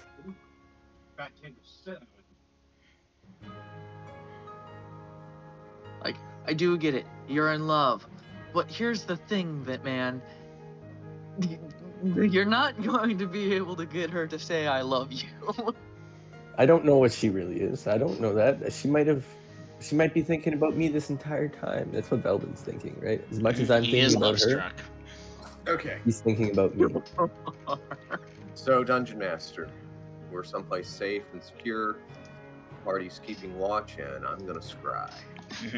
Alright, Kermit, you pull up the crystal ball, and companions watch me, and you've got Jazeel on point, and you begin scrying.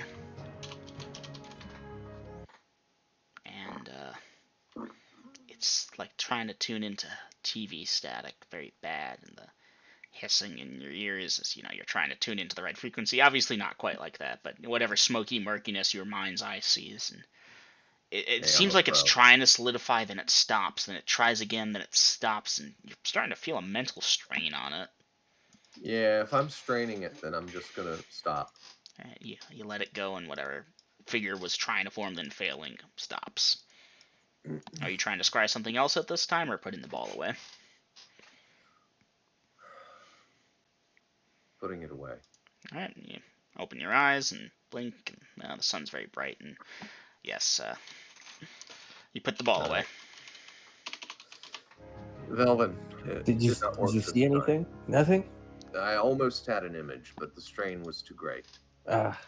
Perhaps it's this forest blocking it. I thought we were at Salsia. That's true. Y'all can look up and see the sky. Oh yeah, morning True, did come, light did shine upon Denalia, by the way. Haha, I got it then You know, anyways. sometimes the nature of the force lines aid, sometimes they inhibit. I will try again on the morrow. Very good, sir. Where should we head? Should we head north or back to... I guess we should head back to the keep. You need to go see the family. If we have no specific plan, and we'll scry upon the way. Situation permitting. Mm-hmm. All right, so Dungeon Master, since we hit Salsia just not long after breakfast, there's no point in us waiting here other than me to get a full complement of spells back, and I don't think that's necessary, so we're going to push onwards. Let me look. You're 11th level magic user, right, Acromid? I am. 17 or better int. Acromid, you see a shadowy figure, or something. Out of phase, invisible, you're not certain. It's standing about 15 feet away. It might be looking at you and the party. Where are we at? In the city? You're in the city. You found some dark alley or some equivalent thing to tuck yourselves away into, away from the mess of the thing, of course. Show yourself, apparition. Alright, you announce that, and there's other party members that have a chance. Vasa, you're 8th level again. But, Vasa, what's your intel? Like a 15 or something? Let me check. Vasa's intel. Velvin, 15. no. 15. Okay, you have a tiny chance of it. Yeah, no, Vasa, you've got 17. no clue he's looking at. Velvin, you can't see it. Hugo, I don't think you're high enough level. Multi-classers. Probably not. Fifth 5-4. Well, Chromie, the figure, shadow, you're not sure what it was. It's still there. It remains there for maybe another 5 or so seconds. Then it dissipates.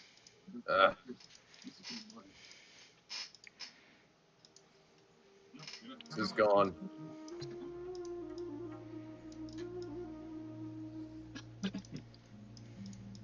Jaziel. What was it? Was that something on the astral or the ethereal? Jaziel kind of shrugs, and then he quickly flits in and out of both dimensions. It's going to take him a minute, obviously, but when he comes back, he'll shake his head no. There was something there. And it was man-shaped, roughly? Roughly. Obviously, the detection of invisibility doesn't grant a lot. Right. But I figured, the rough shape size isn't too bad to go off of. Call it seeing the thing's shadow instead of it. Proportions, distortions, etc. Right. Okay. Well, in that case, Dungeon Master, we're going to... oh, yeah, I was going to check the map to see which route would be best for our return. Hold up. We strayed. Midnight Blue, but It's definitely heading back the way we came is the fastest. Yeah. But we could go visit Cartoplia if we went north and went back that way. Do you have business in Cartoplia? Not specifically. I've never been. Velvin, that's a good point. Yeah, you never were there. You skirted around it at one point. Yep, never went to Cartoplia. It's a big city. It was decent enough, but we'll get there one day. One day. Korengard was much more interesting. So back to the keep then? Aye. So Dungeon Master will be headed on the road from Salsacia to the southwest. Southwest, okay. And again, this is a lot of travel and dice rolls, and I tire of it so greatly. Does the party want to be fast traveled? It would take some days. I'm talking encounters that won't happen, XP that won't happen, but I don't know. We've been doing it for a while, guys. I am willing to fast travel if the rest of the party is. Yeah, we can fast travel, Dungeon Master. Okay, give me a second. Just quickly marking down that location, which I almost forgot to do. Bloopy. There we go. Okay, so what is the party's destination here? Okay, from there, from Salsalia, we are south of Kurtoplia. So we go to Cross, and from Cross to Renvera. And at Renvera, I definitely need to pick up supplies. Okay. Let me do some math. Party, we're probably going to be ending session a little bit earlier just because there's a lot of travel and I got some math to do now. Okay, so from Salsalsia to Cross is that many miles. Gonna give you a 3 mile per hour there.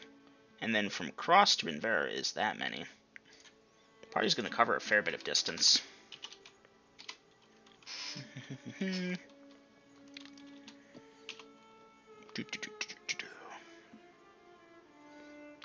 Give me a minute here.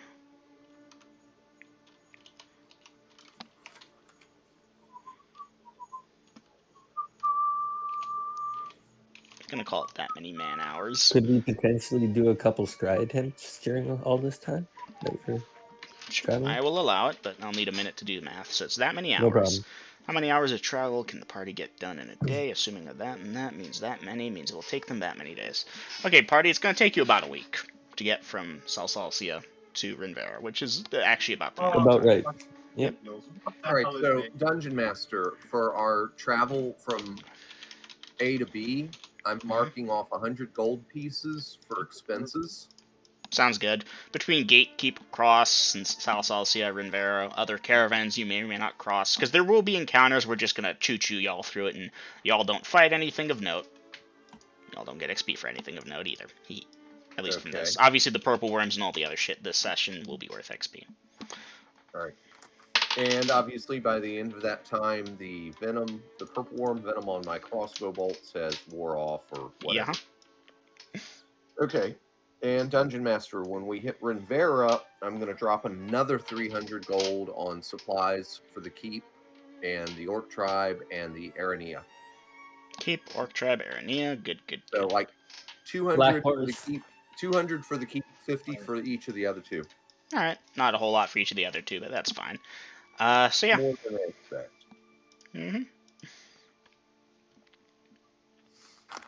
Okay. I am also going to unfortunately have to be a little mean. That means no spell work during that time either, because you're cheat chewing. Whee! Oh, damn it.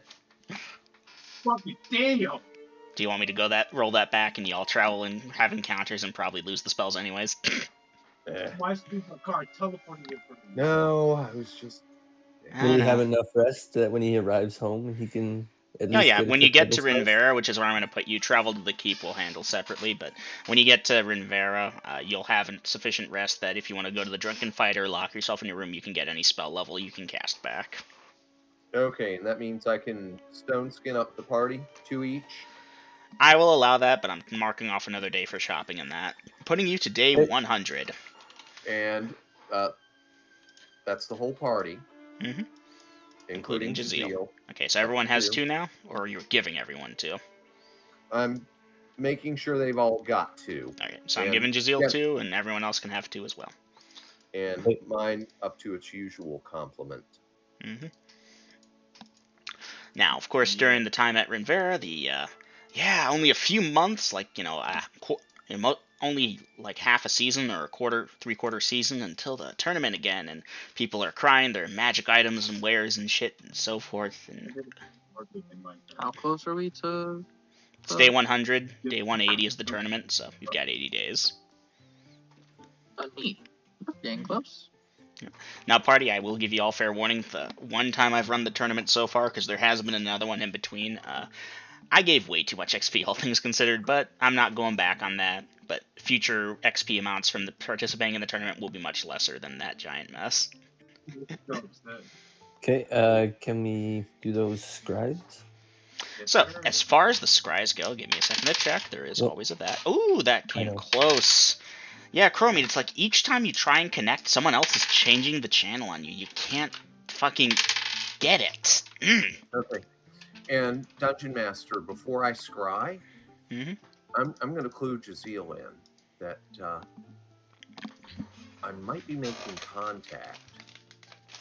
So be on the lookout for something in either the ethereal or the astral when I start scrying. Yeah. He keeps up patrols for the duration, but he's not seeing anything. Okay. All right. Plus, they said that And after about the third time of this Dungeon Master, I will inform Belvin that Yelron apparently has some kind of countermeasure against location. It would appear so. to do something. How will I ever find her? Do you have any other ideas? I put out the word with the family, That world is and they returned nothing. Your scries, she's so well hidden. It's like she's gone. Not at this time. There are magics that are capable of defeating things, but they're not in my repertoire. So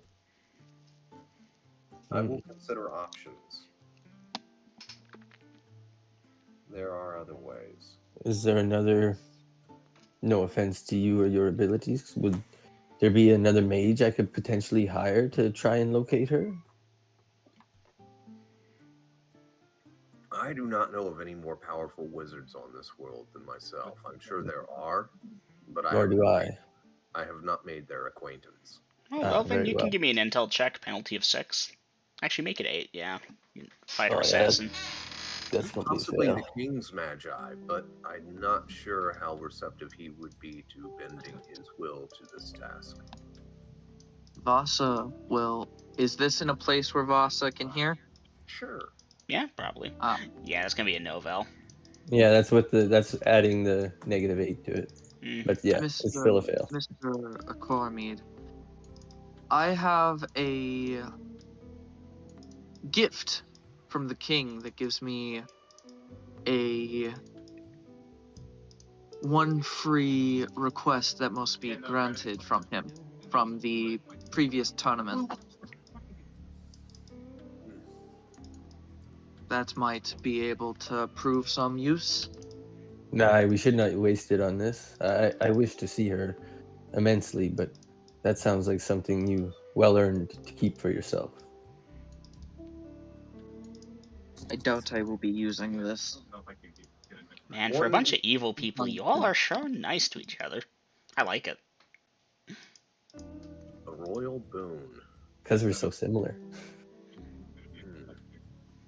I'm sure the king, with all of his guards across the land, perhaps could find some whereabouts of her. She is unmistakable, the most beautiful woman in the land. If she has this level of sorcery at her disposal, the king's men will probably not find her.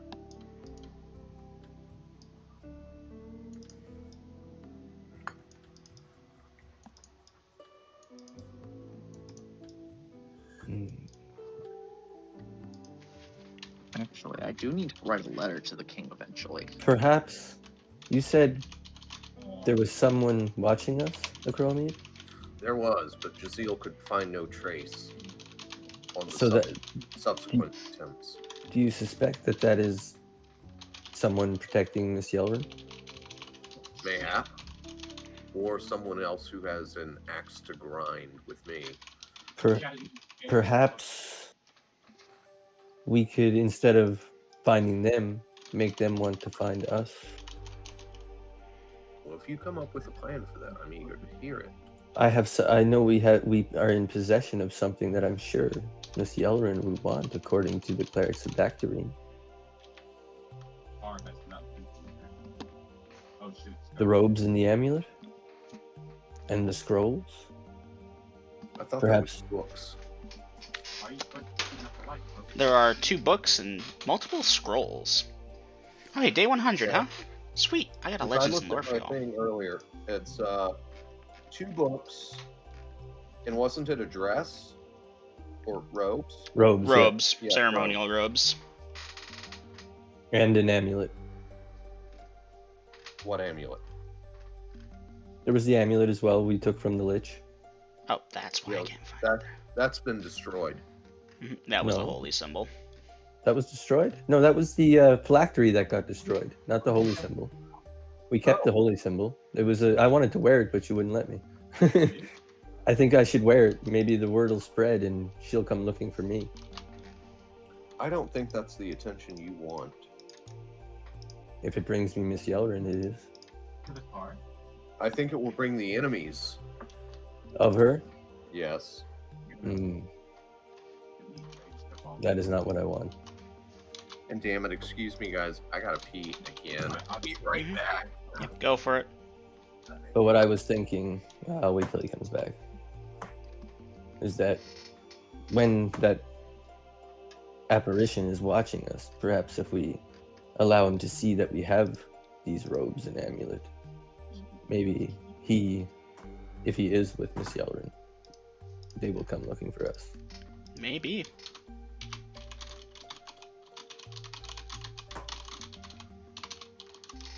Because god damn it, she's hard to find. So you Yeah. gotta reverse it on it. You gotta reverse it. Make her find you.